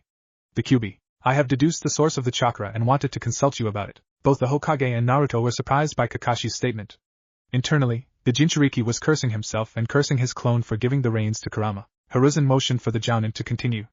Curiously, he didn't dismiss any other ANBU in the room, not that there were any who didn't already know of Naruto's identity. Naruto has the QB sealed within him, doesn't he? And he is Minato-sensei's son, isn't he, Kakashi? There was a sternness in the Hokage's voice which wasn't present before. What you have just told me is an SS rank secret. Nobody is to know of this. Yes, Hokage-sama. But where have you been keeping him for 12 years? I am not obligated to inform you of any more. We will not speak of this matter again. Is that clear? Naruto's eyebrows rose. The Sandaime was being particularly harsh about this. Yes, Hokage-sama. The dismissed came out of Sarutobi's mouth with more edge than usual. After Kakashi departed from the office, Naruto came back out. He gave the elder man a look that practically spoke, what did you do that for? The Hokage was not obligated to say anything as he prepared to scold the young boy. Deep in the deserts of the Land of Wind, a figure looked down at 3 corpses. 2 were elite shinobi while one was clad with white robes and a large hat. The one who wore the hat that bore the symbol for wind had no face. It was completely melted off. The figure smirked before he transformed himself into the image of the robed body. Everything was set for his plan. Only a month until his former sensei would die at his hands. Contrary to popular belief, Naruto was not a chakra sensor. He had something of much better value. Kurama had taught him how to sense the emotions of others. You could suppress your chakra, but it was next to impossible, excluding a certain organization, to suppress your feelings. Walking through the streets of Konoha, it had only been a few days since the genin had returned from their mission. He had just finished playing ninja with the Konohamaru Corps when he felt distress coming from the way he came. Running back and turning the corner, he saw Konohamaru being roughly held by a black cat ear-suit teenager with purple makeup, hair, war paint. For some reason, Sakura was also in the neighborhood and was standing there yelling at cat ears to put down the Hokage's grandson. The fangirl behind cat ears had a face mixed between unease and annoyance. Naruto would learn later that this whole situation was caused when Konohamaru had bumped into Sakura and called her a hag to her face. Before anyone could say anything else, Naruto grabbed cat ear's wrist, forcing him to drop Konohamaru. The young boy scampered away to his friends. Didn't your father ever teach you that bullying younger kids is wrong? Cat ears glared back at him. The squirt ran into me first. Ignoring the surprised stares of his teammate and children behind him, he scoffed. That's no excuse. Don't let me catch you again. At this point, he didn't care if his cover was breaking just a bit. Someone had to give cat ears a lesson in manners. Naruto felt Sasuke approach on the tree. Then, a terrible negativity swamped the area. Snapping his head to the tree, he ignored the team and glared at the branch. It's also rude not to introduce yourself. A red-haired boy no older than he was appeared before using a sand shunshin to move in front of cat ears and fangirl. The bloodlust rolling off of him was deafening. Kankuro, you are a disgrace to our village. The mystery redhead with a large gourd on his back and a red tattoo for love over his left eye didn't even turn around when he addressed his teammate. Redhead just kept eyeing Naruto. There was something familiar about this boy, but Naruto could not put his finger on it. What was it about Redhead that made him feel empathetic? Unlike Redhead, the blonde did not outwardly seek to kill. What was this familiarity? The killing intent of Redhead was insane. A yowl answered his questions. He holds Shikaku. Your one-tailed brother? Yes. Kurama sounded furious. He is in so much pain. Can't you feel it? Ignoring the layers of insanity surrounding Redhead, Naruto delved deeper until he indeed could feel what his tenant was referring to. There was a large amount of pain emanating from both Redhead and his prisoner. You're right. Please Naruto, we have to help Shikaku. Naruto's eyes almost widened. The fox never used his name, let alone ask for a favor. Helping his brother must have meant a lot to Kurama, but we don't even know what's wrong with him, or his Jinchuriki. Then we find out, damn it. Calm down please. Alright, we will help Shikaku. Perhaps it has something to do with his seal. Suna has never been good at Fuinjutsu. We'll find an opportunity to look at it. Just be patient, alright? That seemed to quell the fox's rage as he stopped incessantly yelling at the blonde to save his brother. While Redhead was threatening to kill cat ears, Sasuke had joined the Konoha genin on the ground. If he had been slightly surprised at what Naruto had done, he showed no sign of it. Sakura questioned the three on their intentions in Konoha since they all wore Hatayate of Suna. Once Redhead had thoroughly scared his supposed teammates, and revealed that they were there for the chunin exams, he turned and looked at Naruto. I am Sabaka no Gara. Who might you be? Uzumaki Naruto. You are an intriguing one, Uzumaki. Mother thinks so as well. With a glare, he turned back around, not noticing that a certain Uchiha and Pinkette were peeved that he hadn't asked for any other names. Let's go. With that, Redhead and the other Suna genin disappeared from the road. Well, these chunin exams will be interesting to say the least. Ibiki glared at all the prospective chunin currently stressing about how they could possibly pass the first test. So far, he was very unimpressed. He had caught 15 genin in the last 10 minutes. Was this really the best they had to offer? Most of the test takers were resorting to cheating. The Konoha genin were by far the worst at hiding their techniques. The bun girl had attached wire to obvious mirrors attached on the ceiling, while the bulges of the eyes of the Hyuga signified them using their Jujutsu. The Inuzuka and Abdurame were both using their respective animals as spies to give them answers. The Yamanaka had conspicuously slumped down after possessing the pink-haired girl, who surprisingly answered all the questions without any need to cheat. What a bookworm. Now the Uchiha was copying one of the chunin with his Sharingan. That was smart, and a bit more covert. Then, there were the genin who just weren't even trying, namely the Nara and the blonde brat. When they had walked in, they both had the exact same reaction to being given a written exam. They glared at the paper, considered writing their names, wrote their names, and then promptly fell asleep. Could they not be more obvious that they didn't want to take a test? Too bad he couldn't call them out since they weren't technically breaking any of the rules he had set down. Now, some of the foreign children were doing much better. He noticed the ones from Suna, who happened to be the Kazekage's children, were taking this test seriously with pretty good stealth. The gourd kid had copied down all of the answers with the sand technique, and the black-suited boy had disguised one of his puppets as an examiner. Suna thinks they're so sneaky with their dolls. That's really cute. Despite how much he enjoyed frightening people more than half his age, Ibiki would be lying if he said he wasn't bored. Scaring people was literally what he did for a living, and this was just another part of the job. Yet, teenagers were not as fun as full-grown men who ratted out their employers after a mental game or two. The most exciting part was when he had an especially hard one to crack. Spending hours on end coming up with techniques that might break a person was relaxing at times. The Tokubetsu Jounin broke out of his thoughts. What was he originally thinking about? Oh right. He was bored. Oh, then why did he break out of his thoughts? He sighed, making some of the test takers in the front row tense up. Oh look! A cheater. Now was for his favorite part. Number 27, you're done, an examiner announced. Of course, the kid fought back claiming that they had no proof, but they forced him out anyways. The chunin who kicked his ass had a smug look afterwards. What Ibiki wouldn't give to be out of this joint right now. He glanced at the clock. There were only 5 minutes left until he would reveal the 10th question. 20 more minutes until he could be free to do what he pleased. A thought wormed its way into his mind. That kid would be about their age now. He started thinking about the 7-year-old ANBU who had all but begged him to teach him everything about torture. The little prodigious interrogator would totally be unfazed by this test, he mused. The Tokubetsu Jounin had heard rumors that the boy had improved so tremendously in shattering his victims both physically and mentally that he had broken Ibiki's record of fastest interrogation on the field. What was the boy doing now? Probably taking some ridiculous S-rank mission out in some obscure foreign land to gather information, and maybe even some hostages. Or he might even be hunting missing Nin. Pondering his former pupil's whereabouts would have to wait until later, as the 5 minutes passed. Alright. Here comes the 10th question. Naruto stared at Ibiki. While he looked like he was really frightened, inside of his mindscape, he and his tenant were dying of laughter. Oh. I think that kid shit his pants. That one was stuttering so bad when he gave up. That one's contemplating.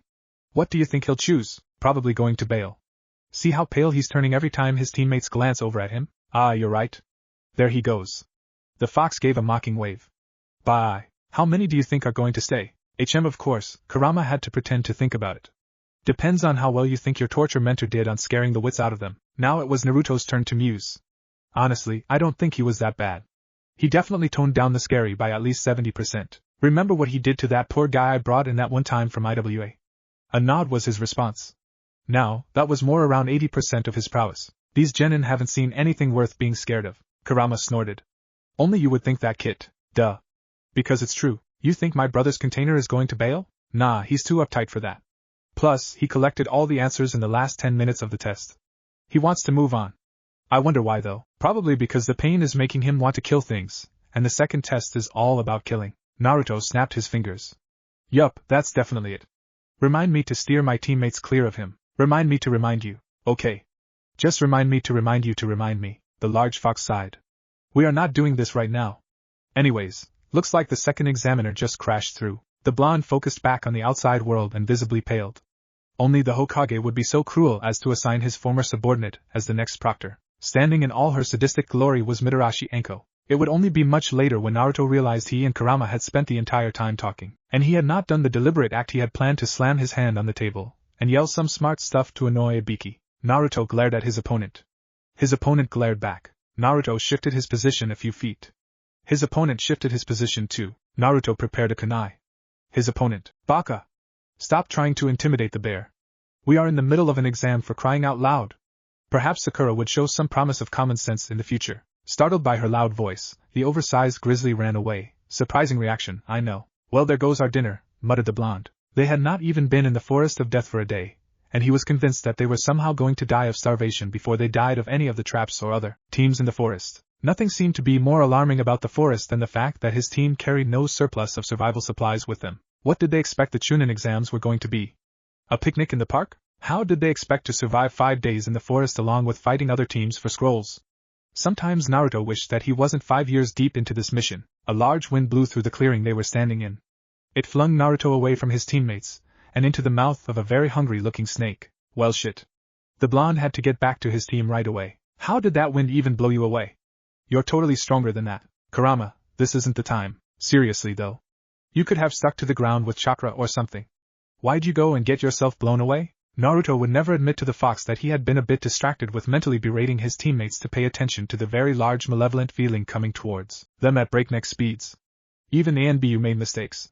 Besides, he was supposed to be undercover as a weak genin. Staring at the walls of the esophagus he inhabited, he questioned how he would get out. Why don't you just fry this slimy thing already and go help the Uchiha and the Banshee before the snake gets to them too? For once, Naruto decided he would listen to his furry friend. He spread out his hands on the slippery walls and lit them with a bit of kitsune bai. Soon, the entire length of the snake was burning, and he was able to easily slice his way out of the carcass. Running back to where he sensed the other genin, he felt another presence appear. It seemed another snake was in the clearing, and said snake was diving straight for Sasuke. Pumping some demonic chakra into his legs to propel himself faster than normal, he stopped the reptile mere feet from where the Uchiha stood frozen. Digging his heels into the ground and his kunai into the scales of the snake, he gave a glare to Sasuke. Feeling something wrap around his waist, he came eye to eye with the kitsune who had supposedly attacked them. His eyes widened as he noticed the other genin creating a 5-pronged seal. How had he noticed the minuscule amount of Kurama's chakra? Should he fight back? The Hokage had explicitly warned him not to use more than chunin-level strength during the exams for fear of his cover being blown. However, this opponent seemed way stronger than a genin. What to do? What to do? When did he become so wishy-washy? Wait, giant snakes and weird snake-like smells could only mean one certain S-rank missing nin, Orochimaru. His realization was a bit late. Correction, it was way too late. The last thing he heard was a mutter from his tenant. Idiot. When the wind had blown through, Sasuke and Sakura were pushed into the brush. The Uchiha was able to ascertain the Pinkette's identity, but the Naruto that waltzed over to them was obviously a fake. Then the fake revealed himself to be a kitsune who swamped the area in so much killing intent that it brought images of death to his mind. There was nothing Sasuke could do but stab himself to make the fear go away. Hiding away with Sakura, the Pinkette wanted to show her concern, but he shut her up quickly. This man was strong, too strong. What were they going to do? He hadn't felt this overwhelmed with fear since that night 5 years ago, and he didn't want to even think of that again. A snake attacked them, but Sasuke was able to dodge its lunges. Thank goodness for the hours of training he had put into improving his midair flexibility. Grabbing a few shuriken from his pouch, he threw them at the human-sized snake and pinned it to a tree. The next event would continue to gross him out for days to come. The reptile's body split open, and the kitsune rose out of the slimy carcass. What in the world was he, or was it a she? He didn't have time to think about those things as another snake was summoned, except it was 100 times bigger. There was no way that he would be able to escape it with its eyes fixed on him like a predator's. He was ready to accept his fate when the dobe came flying in from nowhere and stopped the massive reptile in its tracks. Why? Why was he so weak that he needed the dobe to save him yet again? First, he had saved Sasuke in the land of waves, and now this. Why was he so weak that he had frozen up, just like that night? No, he couldn't think of that night. Why was he so weak that he actually considered forfeiting to the kitsune? Sasuke couldn't move as he watched Naruto be picked up with the tongue. Then the creepy Kusanin stabbed the dobe with his fingers and threw him away. The only thing that stopped the blonde's body from falling was Sakura's kunai, which embedded itself in a nearby tree. Sasuke Kyuin. Naruto might be a baka who's only holding us back, but he's no coward. Right? Please get yourself together, coward. That word was the word he hated most. He was so weak. Itachi said he was weak? He was weak in front of him, and now in front of this Kusanin. No! His Sharingan blazed to life with two tomo in both eyes. Grabbing kunai in his right hand and a Fuma shuriken in his left, he began to attack the enemy. He had always cared about killing his brother. There was nothing that was more important to him than that, and he was always the most important thing when it came to getting stronger. However, perhaps he was going at it the wrong way. If he froze up at the sight of the enemy, he would never stand a chance against that man. The weapons were thrown at the creep, but he dodged them all with unseen speed. Well, it would be unseen if Sasuke did not have his eyes. His next move was sure to catch the creep off guard. Weapons with wire zipped past the Kusanin before Sasuke set them on fire with a katon. A direct hit. The creep couldn't have been any more disturbing until his face melted off to reveal an even creepier face. A hand passed over his hitite, revealing the musical note of Oto. To have control over the Sharingan at your age, you are worthy of being the heir to the Uchiha. I can see it in your eyes. You really are Itachi's brother, aren't you? Sasuke couldn't move. Why couldn't he move? And why did the creep know about his Aniki? Just who the hell are you? I am Orochimaru, the Great Snake. Sakura was frozen. Somehow the Snake Man had paralyzed both her and her Sasuke, and they were subject to his mercy. The Snake Man was talking about something that she couldn't understand. He said that they'll see him again? What do you mean? We never want to see you face again. Maybe not, but that won't keep me away. Creating a weird hand sign, the Snake Man's neck extended straight towards them. Closer and closer he came until his face was right next to her Sasuke's. That Snake Man bit her Sasuke. He gave him a hickey. Only Sakura should be able to have that pleasure. Wait, what was she thinking? That Snake Man did something to her Sasuke. Sasuke-kun, you will most definitely acknowledge me. You will acknowledge my power. Her Sasuke bent down in pain, grabbing the hickey spot. What? Everything suddenly hurts. What had that Snake Man done to her Sasuke? She whipped around as fast as she could to see that Snake Man sinking into the ground. What did you do to Sasuke Kyuin? She blocked out the yelps of pain coming from her Sasuke as she stared daggers at the Snake Man. I only gave him a present. His head was almost completely submerged. A scream snapped her out of her anger. Her Sasuke fell to his knees, and she could only fall down with him and yell his name, hoping that he was going to be alright. What was she supposed to do? At some point, her Sasuke was in so much pain that she had to grab his hand and give him a reassuring squeeze. That didn't go unnoticed as he began to squeeze back until her hand was as white as a sheet. Tears began to leak from Sakura's eyes. What was she supposed to do? Her Sasuke was in so much pain, a weird three-tomo pattern appearing as the hickey bruise. Naruto wasn't faring much better. He was still hanging unconscious from the tree she had pinned him to. Both of her teammates were out of commission, and here she was, crying her eyes out. But what can I do? Sakura was weak. Naruto and her Sasuke were always protecting her, both in wave and now. No. No more. Even her inner Sakura agreed. They would not tolerate being weak any longer. She was going to get stronger in order to protect her Sasuke from ever feeling pain like he did now. She would even abandon her fangirl complex if it meant she would never have to watch others cover for her weak ass again. The first step was to get both of her teammates to safety. Kabuto shivered. There were several possible reasons that he could have such a reaction. One was that he was cold. The arena was large and there weren't many people present. Perhaps there was even a draft blowing in the chilling wind from Forest of Death. However, he was circulating chakra to make sure his body temperature didn't fall. He was a medic after all. Another was that he was nervous. Orochimaru-sama was staring him down, silently informing him to drop out of the exams for the 7th time. However, he was never anxious around his lord. Then again, he had felt this chill before. The first time was when he had encountered the brats that Orochimaru-sama was interested in, and the second time was when he was reporting to Orochimaru-sama after successfully passing the second test. This was no ordinary shudder. He could feel that something was wrong. Nothing seemed wrong with his chakra. Nothing seemed wrong with Orochimaru-sama. Nothing seemed wrong at all. If that was so, what was this foreboding feeling that he was being watched? Enko was not having a good day. First, the chunin told her that they found the dead bodies of 3 of her examinees with their faces wiped clean off. This caused a frenzy, and she had to order ANBU to be sent into the second exam because that slimy bastard of a sensei was obviously at fault. Then she encountered said bastard and planned on taking him with her to hell. But instead, it turned out she was going to die alone with a mud clone and that he was already long gone. Not to mention, he tried to activate her curse seal which made her want to sock him in the balls. Luckily she had it removed years ago. Now, she had to discuss security plans with the Hokage.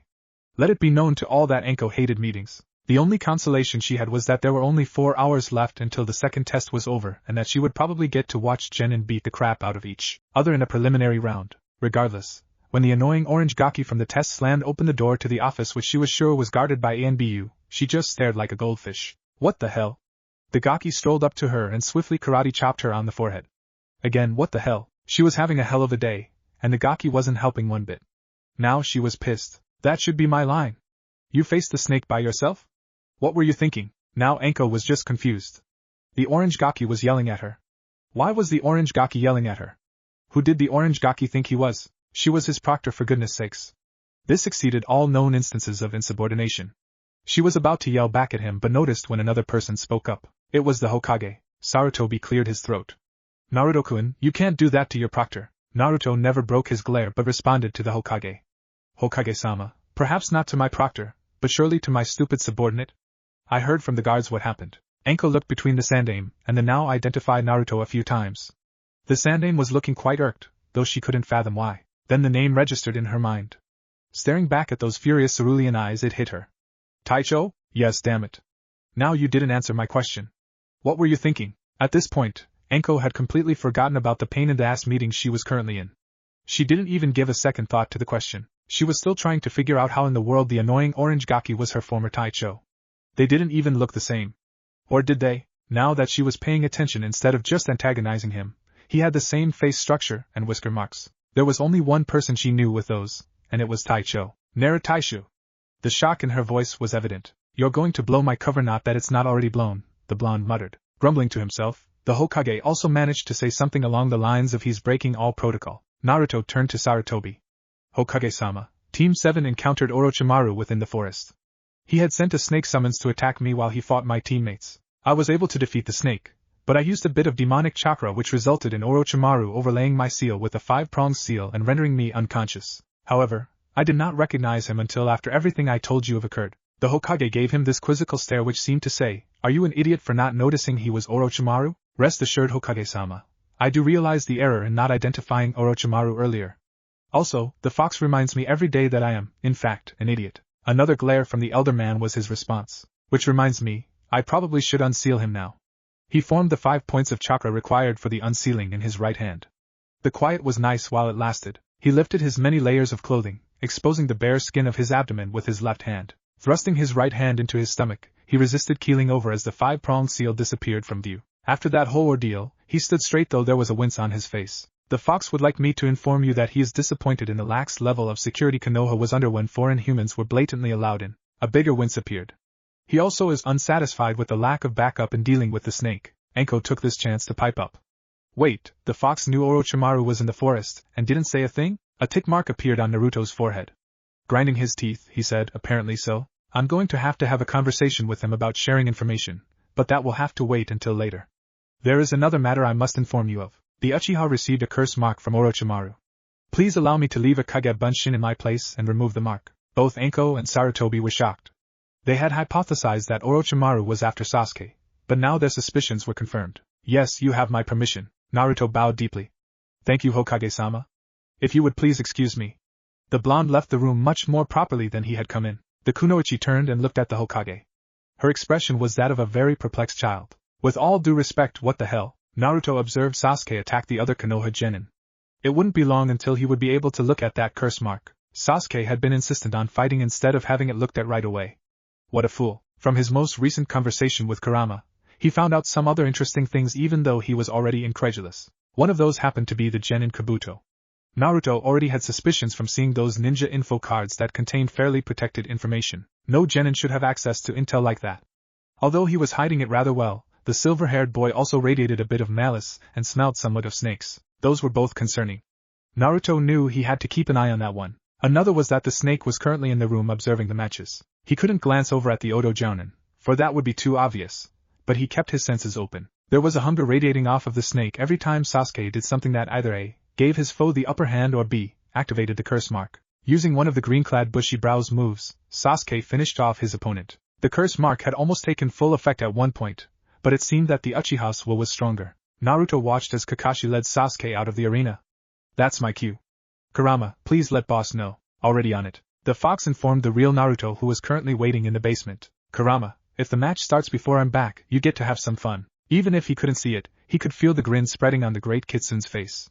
Kit, you better be late then. With his kitsune mask on and seals activated, he observed Kakashi and Sasuke enter. Sasuke followed Kakashi down the stairs and into a dim-lit area. There wasn't really anything interesting except the support pillars that sprouted up into the darkness of the ceiling. The two ninja watched as an ANBU stepped forward and unsealed a scroll and pen.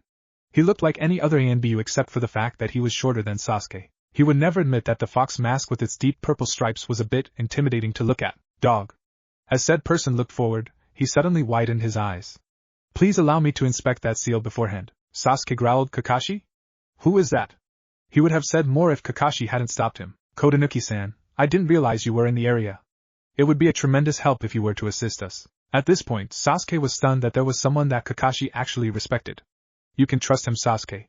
Let him take a look. Without saying anything, the ANBU motioned for Sasuke to sit and began tapping the seal with chakra. Although the Raven couldn't see it, a large chakra array hovered above his shoulder. Interesting, the ANBU murmured while taking some notes.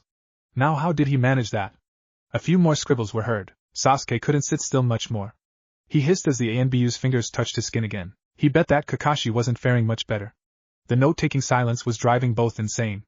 The Raven heard Kakashi speak up. Kodanuki-san, I was considering using the Fujihoan. What do you think? No, that won't do. We should just remove it. Sasuke perked up. The mark could be removed.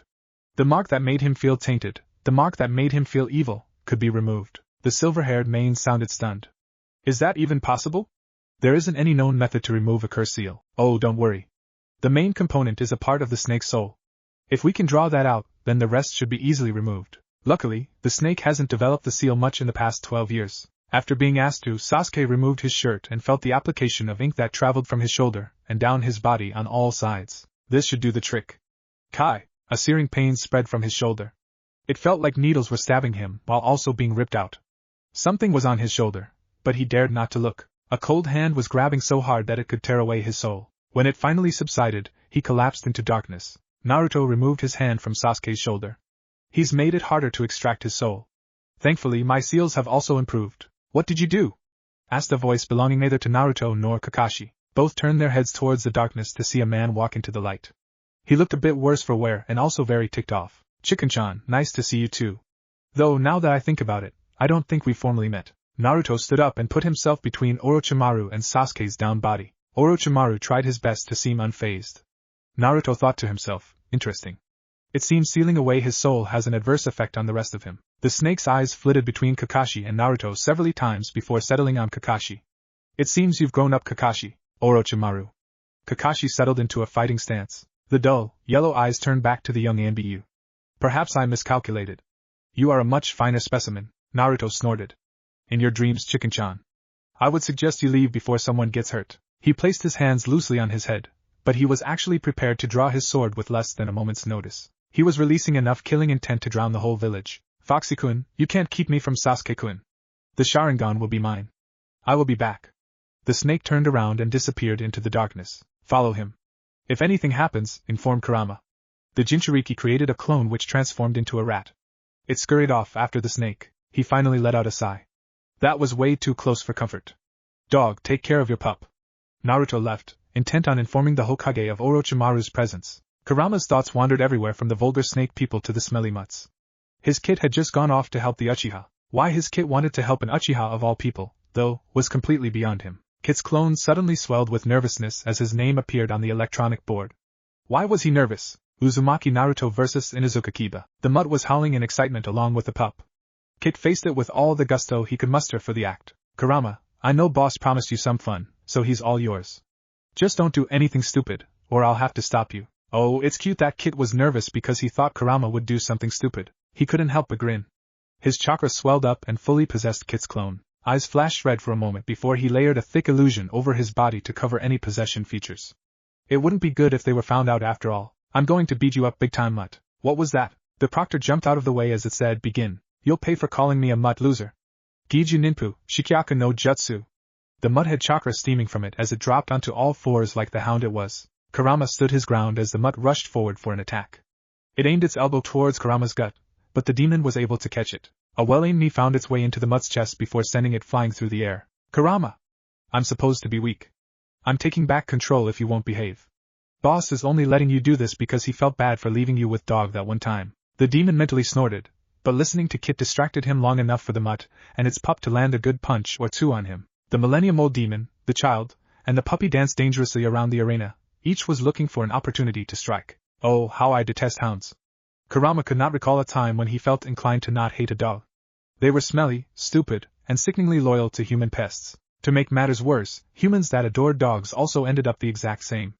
Thankfully, Kurama was not a kitsune who feared dogs. Thinking that he might have ended up like his canine-fearing kin made him sick to his stomach. Beating the two in front of him today to a pulp would make his day and probably his next century. Suddenly, the mutt threw a smoke bomb, and the arena was shrouded in a black haze. This was the time to strike. Kurama used his exceptionally excellent nose to locate both the mutt and its pup. He was not afraid at all to destroy the ones that he loathed so much. Dodging out of the way when the pup thought it could bite him, Kurama roughly kicked it. Then, he sidestepped an attack from the mutt. When the smoke finally cleared, what looked to be a small pup ran towards the mutt, who cheered. However, it didn't last long as Kurama revealed himself to be transformed into the pup, slamming his body full force into that of the mutt. Flying away from him, the mutt landed roughly next to its pup. It glared at Kurama before noticing its pup's state. Pulling out a small pouch, the mutt threw something at it, causing the pup's fur to grow a bristling red. Both growled at Kurama. Gijin Ninpu, Jujin Bunshin. The pup transformed itself into a clone of the mutt before both pounced again at Kurama. The Sandaime Hokage couldn't help but sigh to himself. What was he going to do with the boy? When spoken to, Naruto seemed like a perfectly respectful subordinate. However, every other action of his only spoke of trouble. If Naruto wanted to see someone in Sarutobi's office, he would walk right in and start talking to them. This was evident when he barged into the office earlier that day to berate Anko for her actions. If Naruto wanted to go against the rules, he went against them most likely without hesitation. This was evident when Anko was aware of his identity. Sarutobi was certain that Seiichi had explicitly created a rule that no ANBU's identity would be compromised, even to teammates. It was concerning that the boy was sharing his name with people he worked with. Then again, he hadn't worked with Anko in 5 years, so the probability that he shared his name after that event is low. If Naruto wanted to share the world with the fox, he let the fox have some control. This was evident when a spike of demonic chakra occurred before the match began. Why the boy trusted the fox as much as he did Sarutobi would never understand. It was obvious that the fox had control since it always had a very different taijutsu style than Naruto. Naruto might be one of the most effective ANBU the Hokage had, but he definitely wasn't the absolute brightest. He had many idiotic moments such as this. Sarutobi would have to scold the boy after the fights were over. Other than the blatant insubordination towards ANBU Seiichi and himself, this type of carelessness was going to compromise his identity, and possibly get him removed from his long-standing mission. Watching as the fox began to be pummeled by the Inuzuka's Getsuga was interesting to say the least. Was there a reason that it wasn't fighting back? It had been doing very well before Akamaru had been given a soldier pill. Speak of the devil. A presence made itself known to him. Though he didn't turn his head, he knew there was an ANB wearing a cloak to hide his identity. Seems like he would get some of his questions answered from the boy he was just thinking of. He was handed a sealed note which he discreetly opened and read. Sarutobi had to contain himself, resisting the urge to widen his eyes or turn his head to stare at the Odo Jounin. This was very concerning indeed. There were people he would need to talk to after the matches were over. Internally sighing, the Hokage realized he would need to recall a certain student of his to consult the spies. Like a Nara, he thought that particular Sannin could be a real bother. An inconspicuous Katan burned away all evidence of the knowledge he gained. Kakashi felt it again. That small spike in chakra definitely belonged to the nine-tailed fox. Why was Naruto using it in a fight, especially against a former classmate? The Jounin could not begin to comprehend what it meant. Did Naruto have no control over the fox? Did Naruto hate his classmates that much? Did Naruto have control of the fox's power? As fast as it appeared, the chakra disappeared before he watched his students' movements. They were different than how Naruto usually fought. The blonde's movements were always sloppy and overpowered. Now, his movements were precise and balanced. Perhaps the fox did overtake Naruto's body. It would explain the sudden change in taijutsu style. The question that still needed to be answered was why. Kakashi racked at his brain as he watched the fight progress. Glancing around at the others, none of them seemed to notice anything different. If the fox wasn't concerning, the most surprising thing would be seeing Sakura cheering Naruto on. Maybe it wasn't that surprising, but the pinkette did tend to hurt the blonde more than help him. The Jounins did not seem on edge at all. When he looked over to the Hokage, the elder man wore a neutral face that did not display any worries at all. Suddenly, Kakashi saw a dark flash. It was very subtle, but definitely there. Someone had appeared, handed the Hokage an item, and disappeared in less than a second. The Cyclops cursed. If he had used his Sharingan to observe the match, he might have seen who had appeared. Obviously they weren't a threat as the Hokage seemed unfazed. However, his expression was a bit darker than before. Kakashi hoped that everything was alright. He was still a bit unnerved by the snake Sanin's appearance earlier, and he didn't want any more trouble for Konoha. If the message given to the Hokage was urgent, the Jounin was sure the Hokage would have left to attend the matter. Perhaps he was worrying for nothing. Turning his attention back to his student's fight, he watched as the Inuzuka began using a drill-like technique. Despite the want to focus on his sensei's son, he couldn't shake the unsettling feeling that something bad was going to happen soon. Kurama had been doing just fine. The mutt was getting what it deserved. That all changed when Kit was done with whatever it was that he was doing for the Uchiha. Kurama, I need you to listen to me. What? I'm trying to show this little hound who's boss, so you better make it quick. I need you to lose. I don't think I heard you right. Repeat, boss needs you to lose the fight. It's important. I am not letting this no-good mutt defeat me in battle. Boss has his reasons. Please? No. Fine. I guess I'll just have to do this the hard way. The demon felt that he was losing his grip on the body. Darn, Kit was forcefully sending chakra through and regaining control. Why couldn't he just let Kurama win? It was humiliating to lose to a mutt of all creatures. There was nothing he could do, however. Since Kit was the one who he respected the most, Kurama guessed that he would have to withstand one loss for the little rascal. Whatever mischievous deeds Kit was thinking to make it up to him better be worth it. Relinquishing whatever was left of his hold on the body's consciousness, Kurama allowed the Kit to regain command. He ground his teeth as the drill attack hit their body head-on. Luckily, Kurama was still running his chakra through the clone, or it would have already burst. Kit fell to the ground and the proctor announced the mutt as the winner. Medics rushed to the scene, putting Kit on a stretcher and carrying him out. Kurama thought he heard the sounds of the banshee screaming about how the Kit could have totally beat the mutt.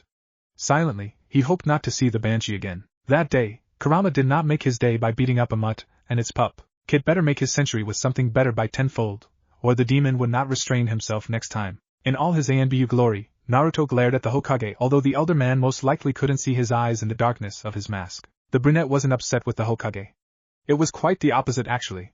He was so pleased with what the Hokage had said that it was upsetting. Pardon me, Hokage-sama, but I could have sworn you said, relieved of all present assignments. The Sandaime showed no signs that he had misspoken. His calm face was starting to disturb Naruto in more ways than one. Correct. I am excusing you from your long-term mission. I'd rather have as many ANBU as possible working full-time. This had worked out better than the brunette had hoped.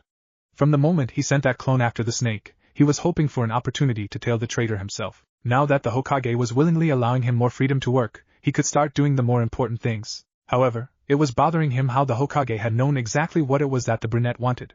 What was his reasons for granting such a privilege? Naruto understood that Sasuke was currently out of the snake's grasp and finding out what exactly the snake wanted was very important. Yet he couldn't shake the feeling that it was something else. Understood. If I may speak freely? Go ahead. Why? Isn't watching and judging Sasuke from the inside something you want? Is it because he's proven to be a dependable shinobi? Trust me, he isn't that dependable. You have it backwards. The Hokage chuckled. I don't believe you have been showing me that you can be a dependable shinobi. Huh. Naruto had heard some weird things lately, but this was by far the most surprising. Barging into my office, revealing your identity, and giving control to the fox are just some of your current offenses. I have never encountered such idiotic insubordination. That's why you're relieving me of my duties? The brunette was tempted to smack himself on the forehead a few times. He mumbled, I know I'm an idiot, Hokage-sama. You don't have to rub it in. Perhaps your upbringing has caused you to be too lax. You have been involved with this your whole life after all.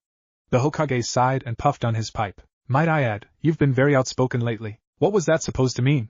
Damn loudmouth genin persona must be affecting his interactions with the Hokage. Now he was starting to act like a carefree kid around authority.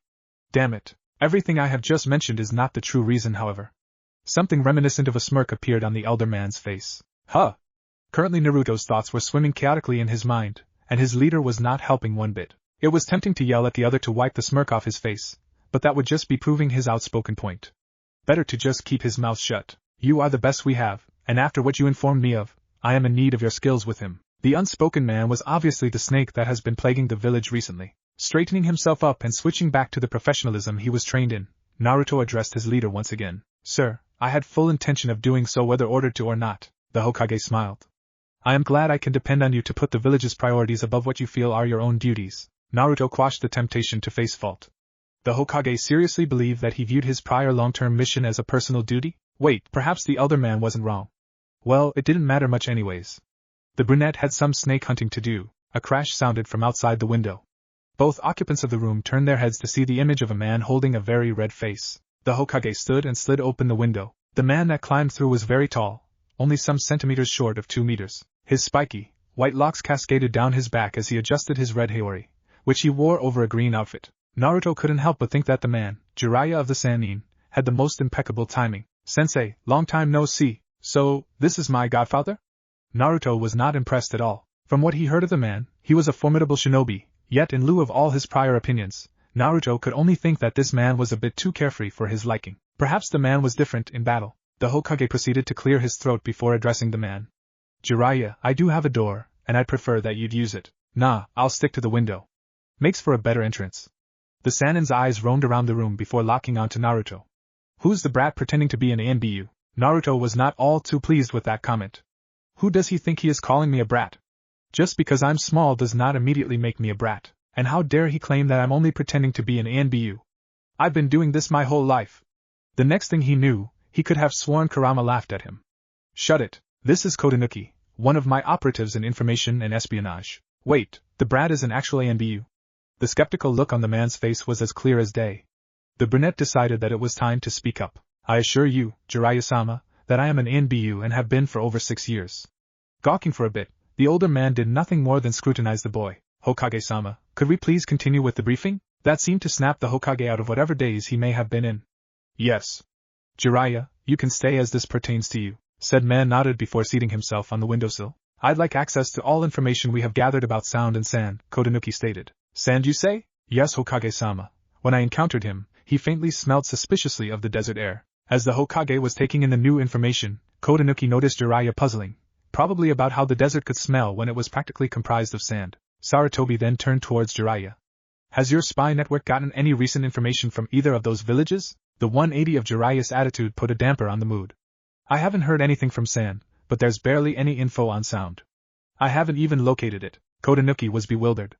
This was supposed to be the super pervert spy master who had plants everywhere, yet he didn't have much information on either place. Hokage-sama, I'm going to head to Sand and place some extra sets of eyes and ears into their shinobi force. I don't like how this is looking. Since we have next to no intel on Sound, it would be much harder to investigate them at this stage. Receiving a nod of approval from the Hokage, Kotonuki shifted his eyes back to his supposed godfather, who suddenly spoke up. Wait, what exactly is the situation in Konoha? Why do we need spies in an allied village? The urge to facepalm repeatedly bubbled up in the Jinchuriki as he couldn't help but gawk behind the mask. Was the Sannin this incompetent with keeping up with the latest news? How could he come back and not know? Orochimaru made an appearance during the chunin exams, Sarutobi replied. He what? The white-haired man prepared to jump at the window, most likely to seek out his wayward teammate. Jiraiya-sama, before you go, I have some I'd like to speak with you about. Said man's eyes flickered back onto the ANBU as he was unlocking the window. And what would that be? I'd like to inspect the key of the Jinchuriki seal. At those words, the Hokage just shook his head. Kotonuki knew that the brunette had been wanting to do this for a while, and the opportunity now was too good to pass up. On the other hand, the face of the Sannin went pale as he stepped off the windowsill and took an uncertain step forward. What did you just say? His hands were slightly shaking. Inwardly sighing, the brunette had to repeat his words. You hold the key to the Kyubi seal, and I would like to see it. Eyes widening ever so slightly, Jiraiya's head whipped around to look at the Hokage. We have a Jinchuriki? I thought Minato took the entire fox with him to the Shinigami's stomach. Wow, he really is not good at this information stuff. He probably spends more time gathering materials for his books than for the village. The Jinchuriki was rewarded with a snicker from his tenant. I'm a better godfather than he ever will be. You're not denying it. Point taken. Focusing back on the conversation at hand, Kotonuki watched Jiraiya process all the information given. Surprising that he was now finding out that his late student had actually sealed the half the fox into a newborn. The gears seemed to click in place for the Sannin as it dawned on him just who his student would use. Naruto's alive? Interesting. So, he knows my name. I guess that's a given since he probably had a hand in choosing it. The Sannin proceeded to slam his palm on the table for a kuchios. A small green toad with white hair and a gray cloak appeared in a puff of smoke. Jiraiya-chan, Ma will be angry if I'm not there to eat her cooking. The toad summoner chose to completely ignore the creature's complaining. Fukasaku-sama, is it true that one of the toads holds the key to the Kyubi seal? I was wondering if you were going to ask.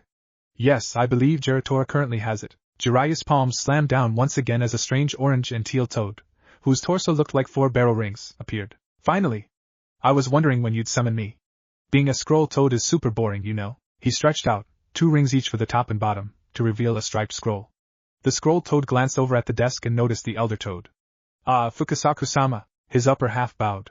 Then, addressing Jiraiya, he stated, I'm guessing this is what you want to see. With a nod from Jiraiya, Geratora unfurled himself to reveal a very large inscription of Fuinjutsu. Kotonuki didn't even wait for permission before he rushed forward to stand in front of the scroll. Whistling to himself, he had to admit that he was impressed. The yondaime truly was a talented sealer. However, he had seen even more complex seals from his mother's books. Ignoring how dumbfounded Jiraiya was to realize that the key was still intact, signifying that the seal was very much active, Kotonuki inspected every inch of it. He made sure to take in every last detail, and with his natural Uzumaki ability to analyze seals, he knew exactly what he needed to do. Before anyone could interrupt him, the Jinchuriki flew through the hand seals and pressed his palm into the page. Small yellow flames spread from his hand and burned away the symbols until the scroll was blank. Do you know what you've done? Jiraiya looked a mix of absolutely horrified and absolutely furious. On the contrary, the Hokage just sighed and took another puff of smoke. Yeah? I nullified the key. Now the Jinchuriki seal is under his complete control. The ANBU almost snorted at the look of frustration on the Sanin's face as the man turned to face his sensei once again. How is Naruto alive? Where is he? How does this ANBU know him? Is he safe? Is he happy? When can I meet him? Does he have control of the Kyuubi? The man took a deep breath before he said, Why didn't you tell me he was alive? Both the Sandaime and Kotonuki were deeply troubled but for different reasons. The brunette could tell that the elder man did not want to explain. On the flip side, Kotonuki was have a mental battle. He actually cares about me like that. That's awfully strange considering that he never seemed to care before. Did he not question Hokage-sama when he was told that I was dead? Perhaps thinking I was dead is the reason he never stays in the village. Kid, don't think too hard about it. You don't need a godfather. You've got your other humans, and you've got me. But if I revealed myself, would he want to get to know me better? There was no response from his fuzzy friend. He found himself being once again scrutinized by the Sanin's eyes. Thank you for letting me see the key. Now I really must be heading to Suna. Excuse me, Hokage-sama, Jiraiya-sama. Appreciated Kotonuki-kun. You may depart as soon as you are prepared. Kotonuki bowed and quickly used the shunshin to head back to his apartment. Kakashi stared into his cup as the clear liquid gently sloshed around. Lifting it up, he downed the drink and savored the burning in his throat. He waited until the presence he had felt was seated before speaking. What do you need? Asuma gave him this look that said, Who said I needed anything, and signaled to the bartender for a drink. They're growing up fast. Kakashi nodded in response. I have no doubt that Shikamaru will make chunin. That boy's IQ is off the charts. He's able to come up with a tactic to defeat most opponents. A hum was received from Kakashi. Sasuke might make it. He's strong, but his attitude might get him killed out in the field. Asuma sipped his drink. You're disappointed. I can hear it in your voice. Is it that obvious? If this is about Sasuke, just be a good role model, and I'm sure he'll come around. The silver-haired Jounin shook his head. This isn't about Sasuke. It's about Naruto. I honestly expected him to pass. I know he has so much potential, and he was doing so well against Kiba at the start. He sighed. What did I do wrong? Don't put yourself down. It's not your teaching. I think that it's a matter of circumstance. Your team was one of the last to arrive at the tower while Kurenai's was one of the first. Kiba had more time to rest before the match. Perhaps you should try and find someone who's willing to train your other two while you prep Sasuke for the finals. Kakashi nodded. Maybe I should. He took a few moments to think before he visibly paled. Asuma, I know nothing about my students. What do you mean? I mean, Hokage-sama showed me their living quarters beforehand by protocol, and I know a bit of their preferences from introductions and interacting with them, but I know nothing about who they are. His head dropped into his hands and he groaned. I'm a terrible sensei. Silence panned out between the two. The Cyclops berated himself while also wondering why his fellow Jounin wasn't saying anything. Then it hit him. Asuma wasn't saying anything because he couldn't deny it. That only made the Cyclops feel worse. Suddenly, an idea popped into his mind. His eye glinted in a mischievous way. Looking over at Asuma, he smiled beneath the mask. Starting now, I'm going to learn more about them. The other Jounin puzzled over the statement and raised an eyebrow. And how do you intend to do that? 20 minutes later, Asuma found himself in a position he really never wanted to be in. He stared at Kakashi in disbelief. We can't go around and stalk your students. Why can't we do this the normal way like a team dinner or something? Kakashi only smiled. We're ninja. Stalking is one of our jobs. He turned his head and peered down at the dilapidated apartment building. Since Naruto was the most mysterious of the team, Kakashi had decided to start with his blonde student. Doesn't look like anyone's home. Maybe we should try. Asuma whipped his head around when he realized Kakashi was no longer next time him. With a groan, he followed the silver-haired man to the front door. Testing the doorknob, the scarecrow found it to be locked. Pulling out a lockpick kit, he threw himself at the keyhole. Nimbly working the wires in, he heard a click before putting everything away. However, when he tried to push open the door, it wouldn't budge. That's strange. I swear I unlocked it. Maybe it's a sign that we shouldn't be trying to sneak into your students' homes. Nonsense. Dog, are you so senile that you're breaking into places now? Looks like age is catching up to you. Like deer caught in headlights, the two Jounin turned their heads to see a very ticked. At least they thought he was ticked by the tone of his voice. ANBU staring at them. Oh, not at all. Just visiting my little genin Kodanuki-san. Kakashi gave him a signature eye smile. Asuma only nodded his head in agreement. Like I believe that. It's obvious that no one's home and that the lock's been picked. And how would you know that? Kakashi asked in a sickly sweet voice. I've been watching you since you got here, Kodanuki deadpanned. Trespassing into another shinobi's home is violation of shinobi laws. If I wanted to, I could report you both to the Hokage. But you don't want to? Asked Asuma. I'm just a guy who happened to be on my way home when I saw two suspicious jounin trying to enter a genin residence. The sarcasm dripped off of him as he rolled his right shoulder back. But I'm sore and tired, so I'm going to let you off with a warning. Don't let me catch you again. With that, Kodanuki disappeared with a shunshin. Kakashi turned to look at Asuma, not a sign of guilt in his eyes. He only said to not get caught by him again. He never said we couldn't do it. Thus, the scarecrow turned back to observing the door. If one ANBU saw us, the rest will too. Give it a rest, Kakashi. But how else am I going to get to know my students better, he whined. By talking to them like a normal human instead of breaking their trust when you break into their houses. The Cyclops pretended to think for a moment. That makes sense. Maybe I'll try that. He nodded to himself. Let's go find my cute little blonde genin. Asuma facepalmed before chasing after Kakashi. Why he was even playing along with this was beyond him. Jiraiya wandered aimlessly through the empty streets of Konoha. Usually, he would be attempting to conduct some research at the hot springs, yet he couldn't seem to find the motivation right now. Apparently, his godson, who he thought was 12 years dead, was alive and well. His godson, who he had only interacted with through Kushina's pregnancy, was a genin of the village. Sighing to himself, he wondered if he would have been able to meet him sooner if he had stayed in the village instead of wandering the elemental nations. It was too late to turn back time, but perhaps he would be able to meet his godson now. His sensei had said that the boy had failed his chunin exam, so the least Jiraiya could do was train him for next time. His moping, if you could call it that, came to a quick end when he saw Naruto's jounin sensei roof hopping with another jounin trailing behind him. Jiraiya leapt onto the nearest building and quickly caught up. The silver-haired man turned his head with his eye wide when the white-haired man called out to them, and was that alcohol he smelt? Jiraiya-sama. Both jounin and the sannin came to a stop. Kakashi, I have a question for you. The jounin seemed to stand a little taller. Do you know where I can find Uzumaki Naruto? The other ninja paused for a moment. Perhaps it was from shock, which flickered across their faces. We were actually looking for him ourselves, replied the Cyclops. Asuma coughed into his hand. You mean you are looking for him? I'm just here to make sure you don't get into trouble again. Again? Questioned the sannin. An ANBU caught him trying to break into Naruto's apartment. Now we're running around trying to find him. Kakashi shot the Sarutobi a scathing look. I wasn't breaking in. I was just going to wait inside for him to come home. And what part of that is not breaking in? Accused the other jounin. The silver-haired man subtly rolled his eye before addressing Jiraiya again. Jiraiya-sama, please excuse Asuma. Said Sarutobi tried to disagree. Would you like me to show you to his apartment? With a nod, all three shinobi trekked onwards to one of the less popular residential districts in Konoha. Stopping at a rundown apartment building, Jiraiya couldn't believe that his godson, Minato's son, lived in such a dump. Approaching a door on the third floor, Kakashi knocked a few times. While they waited to see if anyone would answer, he turned and asked the white-haired man another question. If I may ask, what business do you have with Naruto? Jiraiya assumed that Kakashi was asking only for show as he was pretty sure the jounin knew he was Naruto's godfather. Before he could respond, he was interrupted by the Sarutobi. Hey Kakashi? When we left, did you relock the door? Asuma looked perplexed for some reason as he tried turning the doorknob. No, why? The door is still unlocked. But the other jounin gave a slight push to the unlocked door, and it creaked open. The alarm that flashed through both men's faces caused Jiraiya to panic. What's wrong? Even when we unlocked the door, it wouldn't budge before, but now, stepping into the darkness, the three men entered the apartment to find it completely empty. What in the Jiraiya wandered towards the bedroom while Kakashi and Asuma searched the main room and bathroom for any signs of life. When he opened the bedroom door, he was met with more emptiness. It looked like someone had been living here, as the dust was not too thick, but there were no signs of the bedroom being in current use. They gathered back into the main room to discuss their findings. It seems he completely moved out, but I know for a fact that he was living here before the exams.